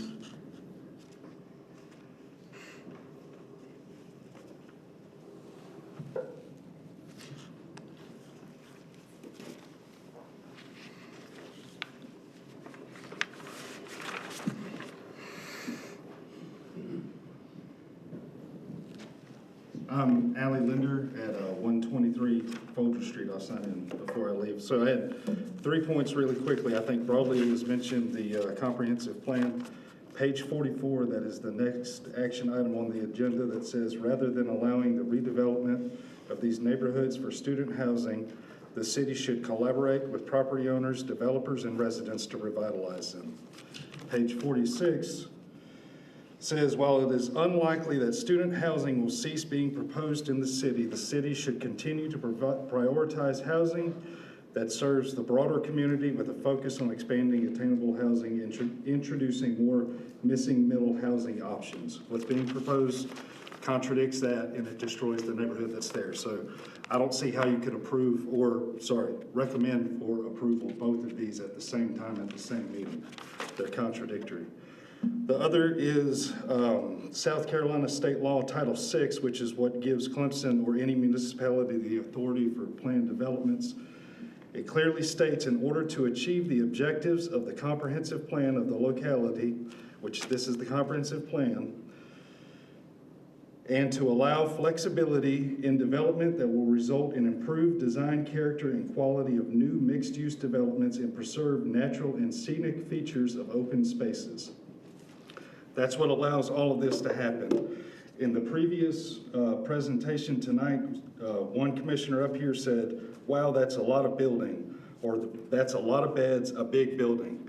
That was on what looked to me, I don't know the size of it, 6, 7 acres, I'm guessing, but they had numbers flashed up there quickly. They had about 2 acres of green space. This meets the minimum requirement by 1,000 square feet for the 2 acres of a planned development to go adjacent to R20 and R12 properties, of which one of those townhomes they have no planned work to go on to. It is just to check the boxes. And my reminder here is that you are advisory. I appreciate what y'all do, but it's not incumbent upon you to recommend approval merely because they check the boxes. It's supposed to be a greater benefit to the community.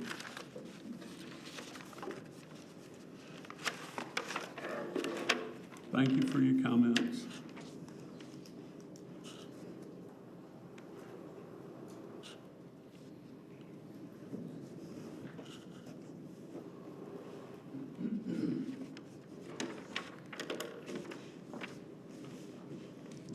Anybody else? Good evening. My name is Larissa Heimlich, and I live at 101 Folger Street. I grew up at 110 Folger Street, where my mother still lives, and has lived there since 1974. That house does butt up to hedgerow, or as we always called it, as growing up, the alley. So this will affect my mom immensely. What I want to point out, though, is my mom wanted me to look at the Airbnb or short-term rentals last night in the comprehensive plan that was on page 53. And it says something about keeping, without the ordinance, the city could lose long-term housing supply, erode neighborhoods, lose character, or miss out on revenue from hotels. Well, we just talked tonight about getting rid of one of our hotels, but I want to point out the eroding of our neighborhoods. Students are not a pleasure to live with. I don't know how many of y'all live with them, but we pick up trash constantly. They run lights, stop signs. I'm at the corner of Folger and Oak, so it's nonstop watching that happen. And all the trash, like I mentioned, and the noise. So that's already eroding our neighborhoods. So I don't know why we're concerned about Airbnbs for footballs, weekends, and different events like that when we're considering having people come in and erode our neighborhood already. Thank you so very much. Thank you for your comments.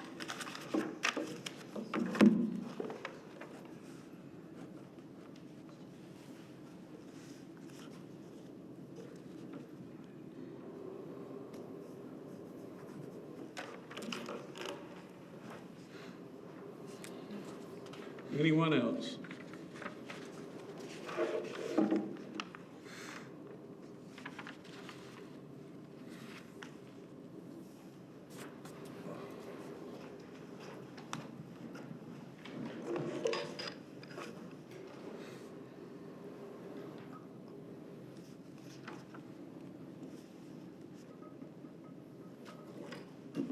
Rupert 206 North Humson Avenue. I just want to review a little bit, because it's good to review sometimes about what happened, what was said, because it's easy to forget what happened 2 meetings ago for a lot of people. And what I found interesting in the presentation today, they left off the side view that, well, Commissioner Yoder pointed it out last time. He goes, bring up the side view again. He wanted to look at the side view of this complex. And I think the comments that he said, correct me if I'm wrong, he said, wow, that's really big, when he saw that side profile. And I noticed today when, these people, developers, I was in sales, I was in marketing, they're just doing their job. But today they took that slide out. And I think they took it out for a reason. They emphasized the fact that they went from bad to not so bad on the backside by coming down 2 stories. But that doesn't make up really for the massive scale of the building when you look at it from any other angle besides Hedgerow Lane. And they knocked off 20 beds, something like that. I don't know the exact number. And the other review I wanted to just point out from last time, because it's easy to forget, Commissioner Hyatt pointed out that people would be running across Old Greenville Highway to get to class because they're running late. And I believe that, maybe she said it, but that building would be better if it's right on Greenville Highway. That'd be the real logical place for that size, scale of a building, 8 stories tall. And Jacob Peabody, he said, I think to me and to her not too long ago, that if we had zoning, correct me if I'm wrong, okay, because I'm going to quote you. I don't mean to say something that you didn't say. But you said that, well, this wouldn't happen if we just had zoning, because we have transition zones in zoning. So a lot of the... Cut you off, I've never said that. You said that this would not happen under zoning. Okay. I was there and Herb was there, we talked about it, I thought. No, you're mistaken in what I said. And also you said that we're getting away from PDs. The plan is to get away from PDs. But I thought you said, I said we need a buffer zone. He goes, no, you mean transition zone. And a transition zone is having 1 story to 3 stories, then to 8 stories. And so that was the whole purpose of zoning. That was my point. Thank you. Thank you for your comments. All right.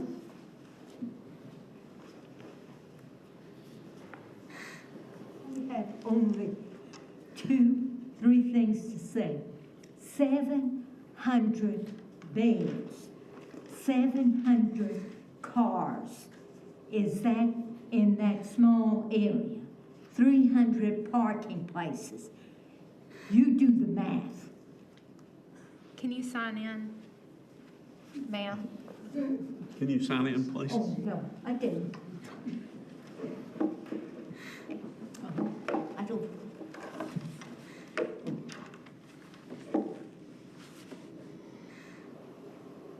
I've already given my letter.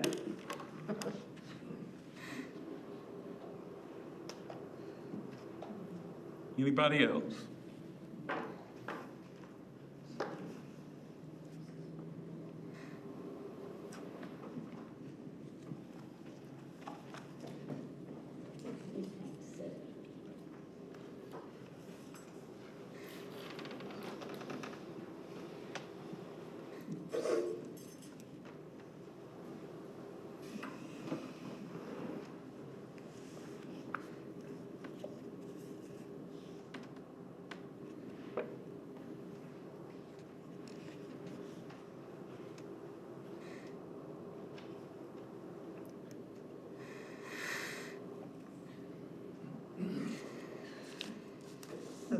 My name is Doreen Heimlich.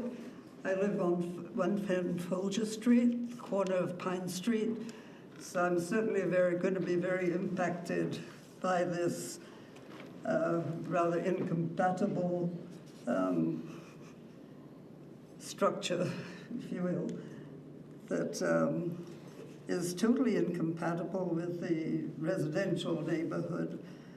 I'm concerned about the traffic, the lack of, I think it's admirable to have a parking garage, but for the few cars compared to the number of beds, I just don't think that makes a whole lot of difference as far as traffic in the neighborhood. There'll just be more mopeds, which are very noisy and certainly disturb the peace of the neighborhood.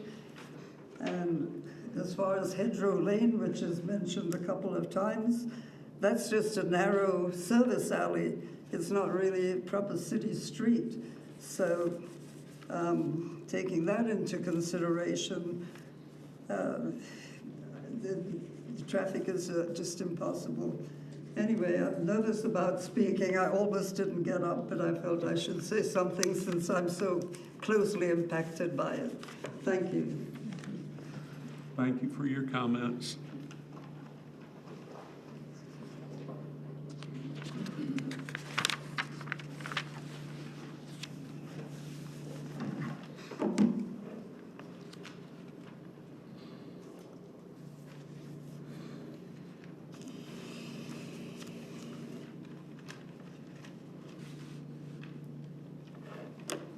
Hi, I'm Jill Shalnut at 100 Dogwood.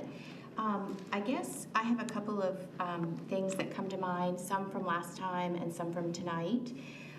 Just following up from last time, if the commission feels like a building, a structure, as Ms. Doreen mentioned, is necessary, but yet questions are raised by some of our commissioners about things like green space, this project doesn't allow anything of the sort. I mean, we're squeezing a monstrosity into 2 acres or somewhere around 2 acres. It sounds like that's kind of contentious.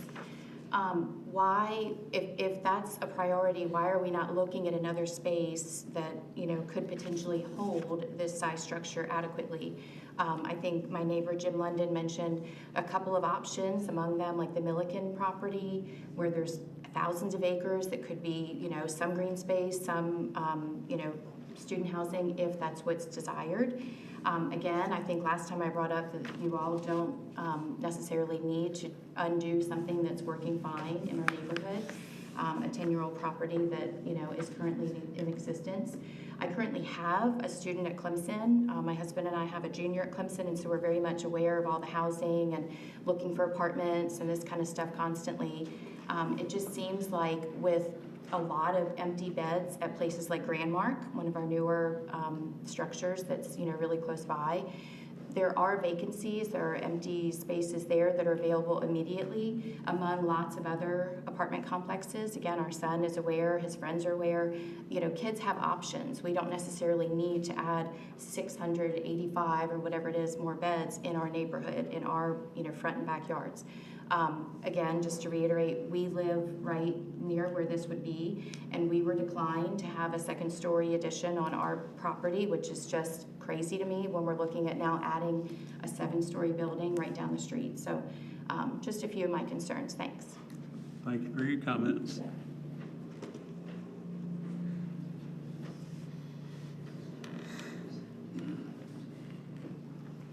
Hi.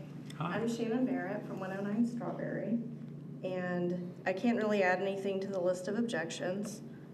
I know that seems like that's what you all are faced with, is a list of objections, but I would challenge you to go through the written complaints, the verbal complaints tonight, and to drive through the neighborhood and count the number of residents in this neighborhood that are going to be impacted that do object to it. I think this is as close to a majority as we can possibly come, maybe some of us for different reasons, but there just aren't a lot of people who live in the area who are going to suffer the immediate impact who think that this is a great idea. Thank you. Thank you for your comments.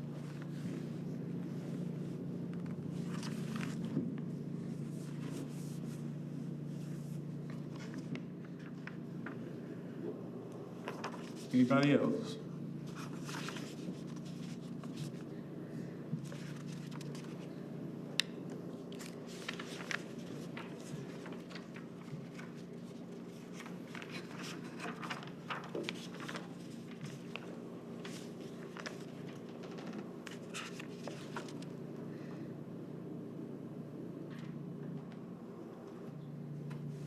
want to make sure.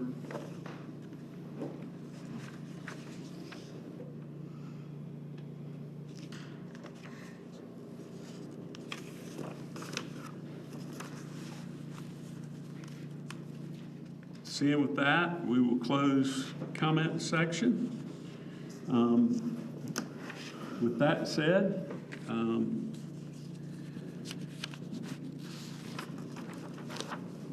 bring it to the commissioners.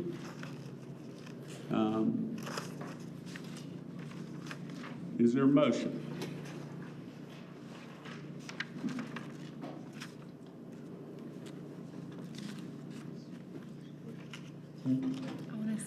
I just want to say something. Okay.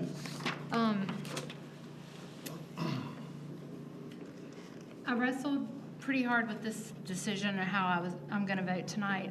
I do believe we need higher density development along our main corridors close to campus. I appreciate your willingness to provide benefits to the city, including the utility and sidewalk upgrades. Having students live near campus supports walkability and reduces traffic. However, I do not believe this particular location is the right place for a development of this density with retail space. While I don't think it will create any major traffic issues for the neighborhood, I think most students will walk to campus.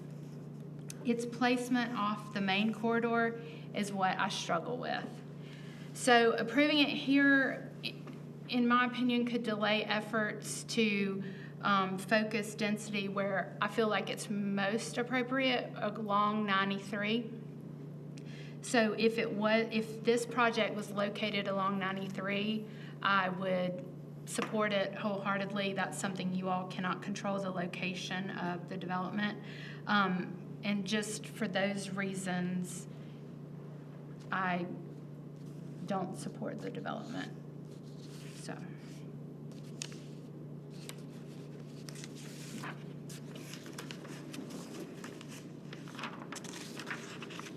Is there a motion? Ready to make a motion? Do we have discussion? Do we have to make a motion to have a discussion? It's either way you want to do it. Let's have a discussion. We'll have a discussion before we ask for a motion. Commissioner Yoder. I was just asking the procedure, sorry. Well, no, we can do it this way. There are two ways to do it.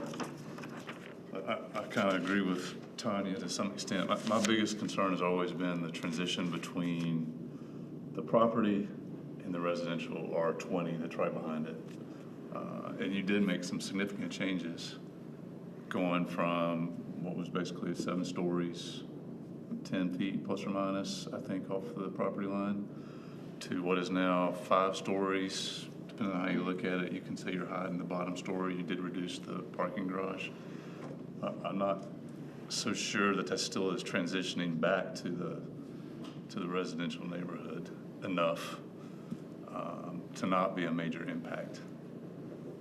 Now it's one of the drawings, I think it was 12 feet from the property line at 54 feet above the road. Another 25 feet, I think, past that is where it jumps up to 7 stories, I think. That's where you start stepping it. I just don't know that that's enough for that area. I'd also agree with Tanya that we want the higher density. I know there's traffic. I talk to people all the time in the neighborhood. They tell me all the time there's so much traffic, and I'm like, where's traffic now? I'm not sure this is going to increase the traffic. I don't know that that's the argument. I think the argument is the overall mass that's right up to the property line, at least from my standpoint.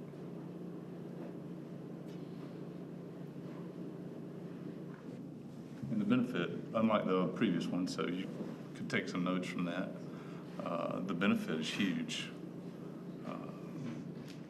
It may not be all seeing things that you can see, but that water main is a pretty big benefit, and that's hard to wrestle with, knowing what the city needs, and even the sidewalk and the infrastructure change on North Clemson Avenue. I wish there was a way we could incorporate sidewalks all the way back through there, but that's a little over the top. That's it. Commissioner Crowley? I mean, it's tough because, yes, the city's decided they need higher density close to campus being the best place to put it and things like that. But I would have to agree as well that having it out on 93, not only further away, but further down that hill adds that buffer. And not comparing projects or anything, but having this one so close to the property line at the back, and what nobody mentions is there's a 0 setback on the Oak Street side. It is right on the property line with 0 buffer between it and those townhomes. So I really like the design and the effort and the newness of the idea when it was first presented. It's not just a big block, it's got some stepping, it's got some nice stuff about it. But you step back and you look at it, and the smallest part of the building is what is pushed forward to the public down at the low spot, and it just grows out and up from back there. And I think that's kind of the opposite of what we've been trying to do with these in regards to residential, is grow them down towards that. And I know it's tough because of the location, but I think maybe the good news, well, I don't know if it's good news, but there is a maxed out current R4 development there. So we see what that looks like and don't have to wonder, well, if somebody built this by right, what's the most they could put there? It's there. And I think since it is already kind of developed, that we're not in a hurry to take the least best option. Not saying that this isn't a good option, just that there's possibly one that fits better there, out there somewhere, if it's going to be redeveloped and made denser. And if it is going to go forward, I don't know if we we can send in the notes for some changes, but there's some significant issues in the ordinance that I think need to be looked at as well.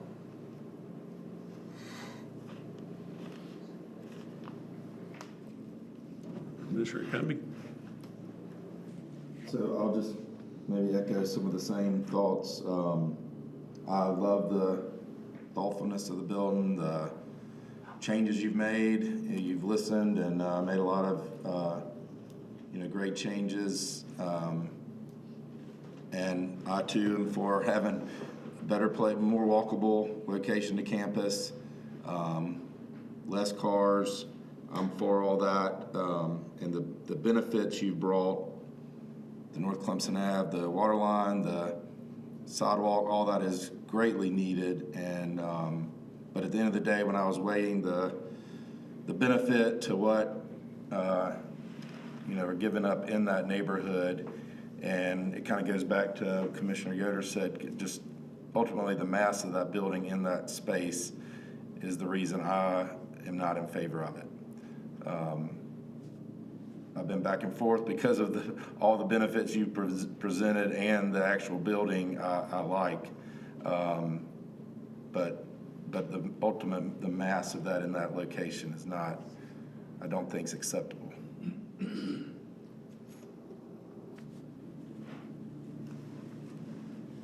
No further comments.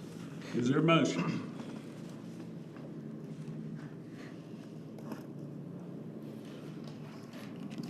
Sounds to me that. Yeah, go ahead. Go ahead. Go ahead, say what you're gonna say. No, you go ahead. I was just gonna make the motion. I don't know what words we got there. I would make a motion that we deny the application as presented. I don't know. Technicalities. Negative recommendation. Send a negative recommendation. So I make a motion that we send a negative recommendation to council for this application for a PD at 201-203 Pine Street. Yes. For PUD 00461-2025. There's a motion on the floor to make a negative recommendation on PUD 00461-205 2025, proposed plan development, 201 Pine Street, to City Council. I have a motion. Is there a second? I'll second it. Second, yeah. So we have a second. Any other discussion? Okay. Have a roll call vote. Commissioner Crowley? Yes, to send a negative recommendation. Okay. Yes. Commissioner Yoder is yes to send a negative recommendation. Commissioner Rice? No. No to send a recommendation? Yes. Yes. Okay, and I'm a no. So that means negative recommendation, PUD 000461-2025, proposed plan development, 201 Pine Street, to go to City Council.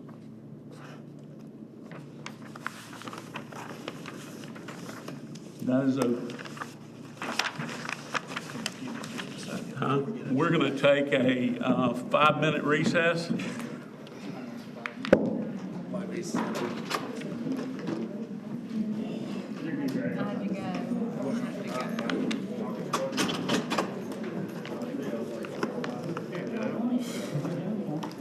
Hey, do you have, Kelly?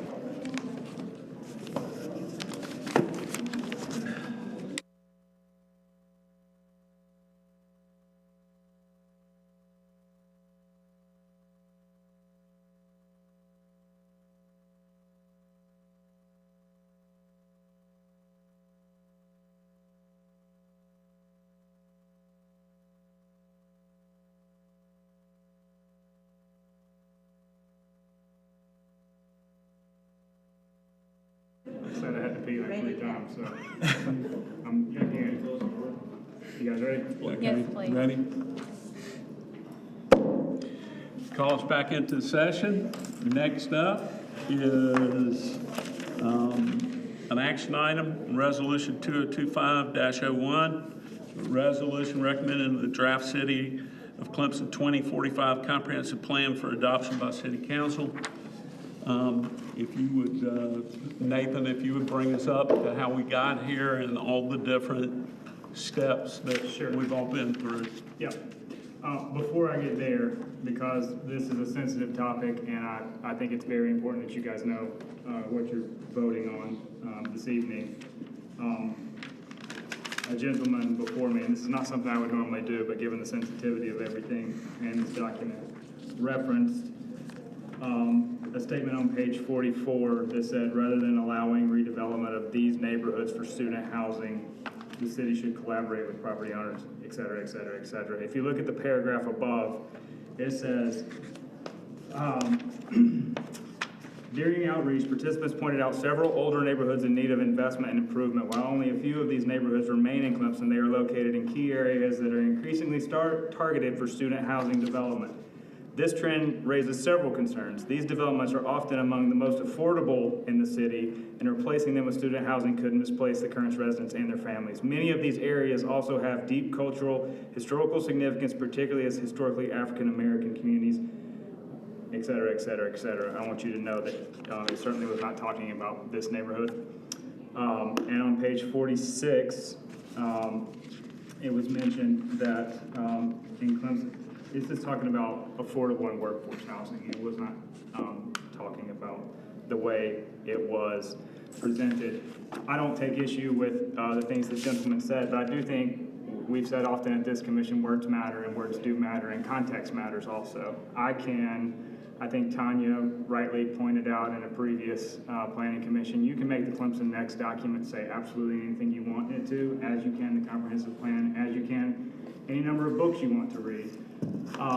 But I think, given that, I'll go into my spiel. You will remember that at the last comprehensive plan steering committee meeting, you were given a September 26th deadline to give your comments and provide staff with your edits on the comprehensive plan. Staff took those and worked with our consultant to put what's before you tonight, which is the 2045 comprehensive plan, which incorporates all of those comments that we received from this commission and city council. The comprehensive plan creates a long-term vision for the city to implement over the next 20 years. The purpose of the plan is to guide decisions related to development regulations, capital improvements, and other local policies and actions. The plan includes goals, recommendations, policies, and programs to guide your decision-making, as well as that of City Council, and to direct future growth and development in the city. The plan serves as a long-term guide for assessing public and private proposals that affect the physical, social, and economic environment of our community. The 2045 comprehensive planning process was kicked off November 14th, 2023. In-person outreach included a number of in-person meetings, roundtables, workshops, interviews, and focus groups. Online outreach was designed to be accessible, interactive, and personal, providing a supplement to in-person events for those unable to attend. An online survey was available online for more than a year of this process and was advertised to residents using 3 rounds of trash can hang tags, targeted Facebook and Instagram ads, and as the banner of the city's website for well over a year. Long before my arrival, the City Council tasked the Planning Commission and staff with developing a concise, clear, and easily communicable new comprehensive plan, and we believe we have succeeded with this document. You'll note that this plan is 164 pages long, down from the 427 of the previous plan. That is a 263-page reduction. The comprehensive planning process can be arduous, and my staff and I appreciate your effort and patience throughout this process, as well as that as a past commission and past city council members. So tonight I ask that you adopt the plan we believe moves our community forward, and I'm available for any questions you may have. Okay. Before we do that, need to open it up with public comment. Yeah. Any public comment? On the current plan?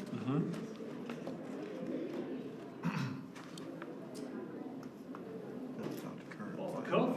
Sure. The proposed. Yes, Proposed. no, I appreciate that.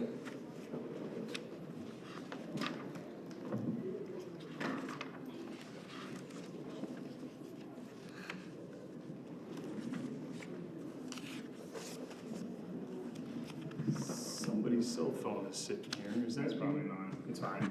Well, if you want, I'm gonna make sure that, Yes. Thanks, sir. if it was somebody outside, that'd be a whole other issue, right? Very quickly, go ahead and plan. I actually. Again, go ahead and state your name and address. Every time you come. 106 Folger Street. I do appreciate the efforts that are made for public input on the plan. Personally, I do have a challenge with some of them. I do know for a fact that when I do get the hang tags, that's for somebody who does not participate in social media any more than he absolutely has to, the Facebook and all that stuff that it's right at. So what I do focus on, what I can focus on is going to be really my access to the website, which I'll be honest is not on the top of my list of things to do. The hang tags actually mean the most to me, believe it or not. That's the quickest way that you actually get to me. The problem with those is I usually don't have enough time to plan or reschedule. When I get them, it's within a week or within 10 days. And it's a challenge to try and figure out when to do it. When you do have those workshops, they're during the week. I know that you try to squeeze them in at 6 p.m. sometimes and 5s, and I work in Greenville, it's a challenge to get out here. I know I'm not the only one, right? But of course, I do have the option to sit back and write it up, right? And I can tell you what I want to tell you when I'm, by submitting comments online and letting you have those. The issue, of course, is that I know that if I don't do it, there's dozens of other people that don't do it either. What's a better way? I'm not sure. A little bit more time on the hang tags would be helpful. I'm not saying that you got to call us. I honestly, genuinely can't give you a better idea, but I do know that there's a lot of us that have comments and concerns that aren't here to do it and haven't submitted them. This is the first that I'm seeing of high-density residential or development, right, where we were just talking about it being. I'm assumed, and I was comfortable, I was mistakenly assuming that R4 would stay R4 for a very long time.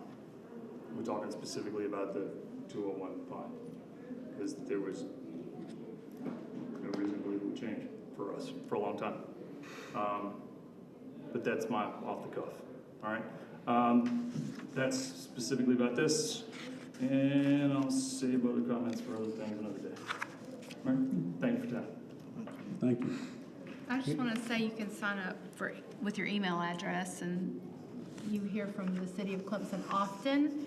And then I make them a VIP person on my phone, so I get notified all the time when they're emailing me, asking me for feedback or to sign up for. I'm just suggesting something that would make it easier. And I for you. appreciate that for me and for anybody that's watching. And I'm gonna make sure to. Just make it your VIP person, and you'll get notified all the time. Fair enough, thank you. Anybody else? Any other comments? Seeing that there are no any other comments, do we have a motion? I'll make a motion that, we send resolution 2025-01, recommending the draft City of Clemson 2045 comprehensive plan for adoption by city council. And I second that.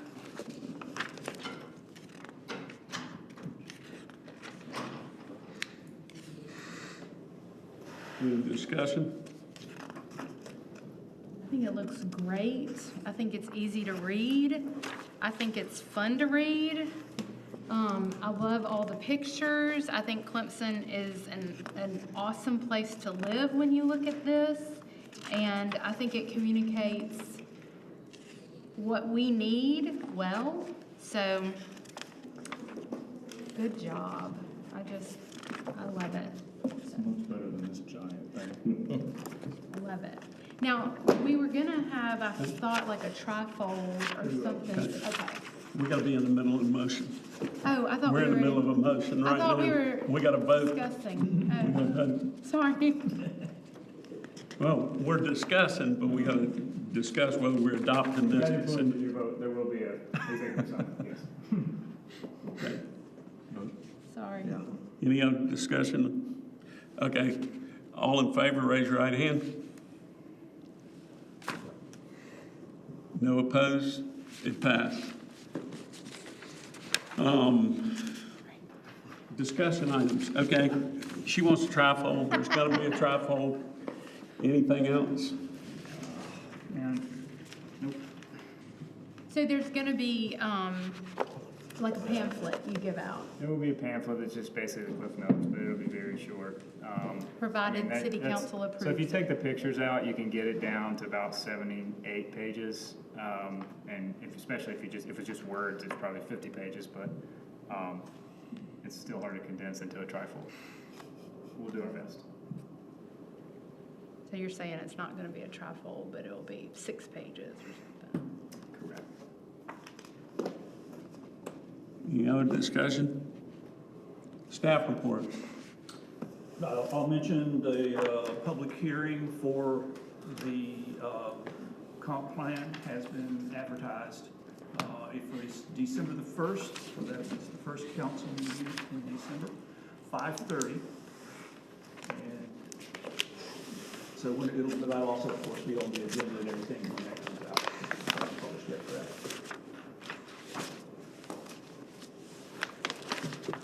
Any other items? I wrote this down during the time period, but I think, and this can transition into staff reports, but I think probably the next, at a near planning commission meeting, I'll do a presentation on plan development process. It seems to be a lot of confusion of how these things come to us, what staff's duty is, confusion of due process from a legal standpoint. So I think that I was sensing that tonight, like there's just a lot of confusion about what's going on, and I think we can help with some of that. I also want to warn you, you've seen one, there are probably 3 more on their way. And that, I'm not saying that's right, wrong, or indifferent, but that's our reality as a department, and that's your reality as a commission. To that end, Jacob and I have been working on a buy right option which will essentially be an overlay to allow coincide with Clemson Next, where we have design as catalyst areas and where we see these things coming to us on a regular basis. To that end, I will also say that a buy right option will require to be effective, a by right option will require an increase in height and an increase in density for some of those areas. Or the pattern that we're on of ad hoc, haphazard proposals will continue to flow in. And so we're tackling that. It's going to be long, and when we propose it, we know it'll be super controversial. But we want that to be on your radar probably early next year. When you say there's confusion about the PUD process, do you mean with the community or do you mean with us? No. Okay. Not necessarily you at all. I shouldn't have said not necessarily, because I don't think any of you are confused, but I definitely feel in the crowd there's a sense that just because this is in front of you, you know, you got to, and you don't. You prove that tonight. But I don't think that the general public differentiates a 398 project, a hub project, this project, any project that comes before you, because it's just lumped in as, you know, this is coming before you and it's automatically going to be approved. I know that I lose sleep over these. I know many of you think long and hard about these before you voted, as you proved tonight, as I thought you proved the last time. But a lot of that, which we can all empathize with, is driven by emotion, and these are emotional for the people they affect, absolutely. So the way to get out of that cycle is to have a by right option that makes sense for the city and the community, and is reflective more of what we're seeing. So you have to, for instance, you know, downtown, the by right option is 3 stories right now. I haven't seen we wouldn't see a 3-story proposal ever. So you would have something a higher height, and then there's some give or take, like to get this higher height. A lot of the things you're doing, you're negotiating buffers, you're negotiating parking spaces. Those would be in the zoning ordinance. Hey, if you build, let's say it's 4 stories. If you're going to build a 4-story building, you're required to have this many public parking spaces. Your buffers are this, you're this. That's how you get out of that cycle. But you have to do one that's actually that someone's actually going to use, and then not go the PD route on anyway.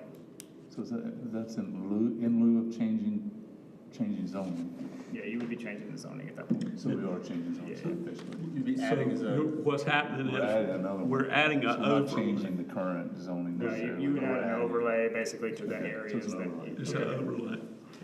But it's an overlay in the hot spots that have been identified already, but some of those could be different. And when he's saying you gotta have a difference in a height, maybe. It could be 5 stories and you're 30 feet off. Correct. Or it can be whatever we want it to be, but it has to make sense. Yeah. Right. And if you're giving somebody 7 stories, there's gonna be something the city is getting in return for the height. Well, take tonight, for example. If I'm giving you 7 stories, you're gonna be required to have this many square feet of retail, so all the things that you're trying to negotiate can be lumped into that, hopefully. That way there's no fighting over it. It's just, if you want 7 stories, you've got to have this much retail, you've got to have this much parking. There's no, well, we can only do 25. No, 30 years ain't happening. But we're being shown that they're doing a sewer upgrade, but they're really not. So would there be any additional benefit to the city beyond the footprint of the? No, and that's how you make up. To the end, so like the benefit that, the public benefit that 398 came with, that is why PDs exist, is to negotiate, because you're trading density for a very high benefit. And again, I think that's important to explain that process to the community as well.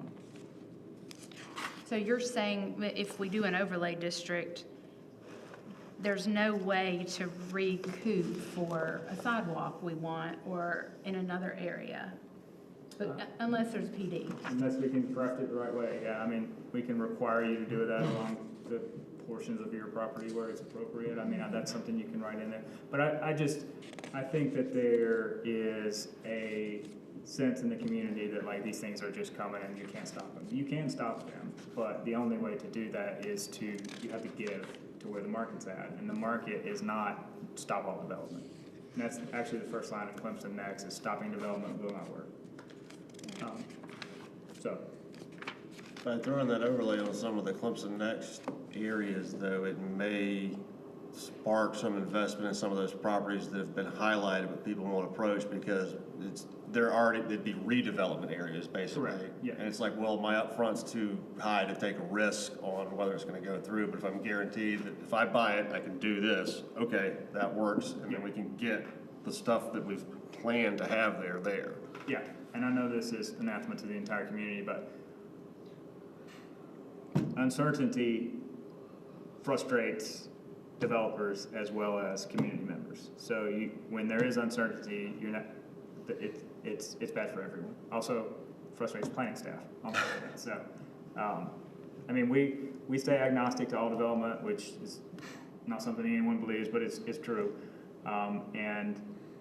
We want to equip you guys as best we can to make appropriate decisions and empower staff to make decisions where you guys don't have to be involved if those zoning laws are set. Yeah, that would be nice. So you can do But fun there will things. be some trade-offs, so you're gonna have to be I get it. more comfortable with X amount of height. And because, for instance, you'll never get a hotel here unless you give them 7 stories. But they may have to buy up to that 7 stories, but they have to have that option. Yeah, there's So- some creative things we're thinking of, but I mean, that's the thing, as we heard tonight, hey, we want more hotel rooms in town. Well, we're approached by hotel developers all the time, and when we say the buy right option is 3 stories downtown, they go to Seneca. You know, like, that's not possible. So why do we have a Best Western Hotel and it's not successful? And then we need a hotel. I'm just like, We can discuss that offline. They're external, I mean, there's always a host of factors. I'm just being, yeah. No, but I want to equip you guys to make the best decision as possible, and I think it's important. So you'll be, in terms of what's coming up, I mean, you'll see more developments, and then I think we'll have a lot of back and forth on that buy right option too, because it's a zoning change that would require you guys to approve. Any other staff reports? Okay, I'd just like to say thank y'all for what you do and for what you serve. I know that all of you put a lot of work into this, and what people forget is that you're residents and live here too, and that this is your home, and that you have kids and you have concerns and you have the same thing. And I appreciate each and every one of you for listening. And whether people think we listen or not, we do listen. And we're tasked with a lot of big things. And I want to tell our staff, I appreciate how much you guys and ladies put into the countless hours to do that. And so I just want to tell y'all personally, thank you for what you do. And I do know how heart-aching all of this is for everybody. And particularly when you get accused of things, it's hard. So a lot of what I would tell you is a lot of the things that are written in those letters are not true. For instance, they were going to use that piece of property that everybody said, oh, they got it to get around it. Well, there's a drain in there that they had to have for runoff. In order for this to work in that property, they had to have that for that to work. So we're being accused of different things, but we're not able to do that. So again, thank you, John. Thank you, Brian. Thank you, Greg. Thank you, Tanya. Thank you, Benji, and staff. Thank y'all very much for that. So anyway, I guess we just wait to hear on Toll Brothers. Yeah, I mean, I think the general public not understanding the planning process. They called me, and I'm happy to say it on record right now. They called me in May. They had a very brief Zoom call. This is what we're thinking. We're like, what? It was different than it was today. And so we're like, hey, you need to think about this, this, and this. So it came back in this. We walked the site with them. Jacob and I did probably a week ago. They were like, hey, we're thinking this, we're thinking that. I'm like, okay, toss it to the planning commission and see what they say. This is really just throwing something against the wall. They want to be in Clemson. Does this work at all? And developers are doing that in all kinds of communities. And so we are not unique. I think you saw some things that are unique about us, even in their presentation tonight. They were kind of eye-opening for me. So I mean, like, those are going to keep happening. But this was their first blush, and they may come back to you guys with an entirely different building. I hope so. And you don't know. Yeah. I mean, you gave a lot of feedback to them tonight. So I don't think they're used to being told things. Well, again, thank you. And so anybody got a motion to adjourn? I'll make a motion, we adjourn. Who's second? Second. Okay, raise your hand if you're ready to go. See you. We're out. Page 85.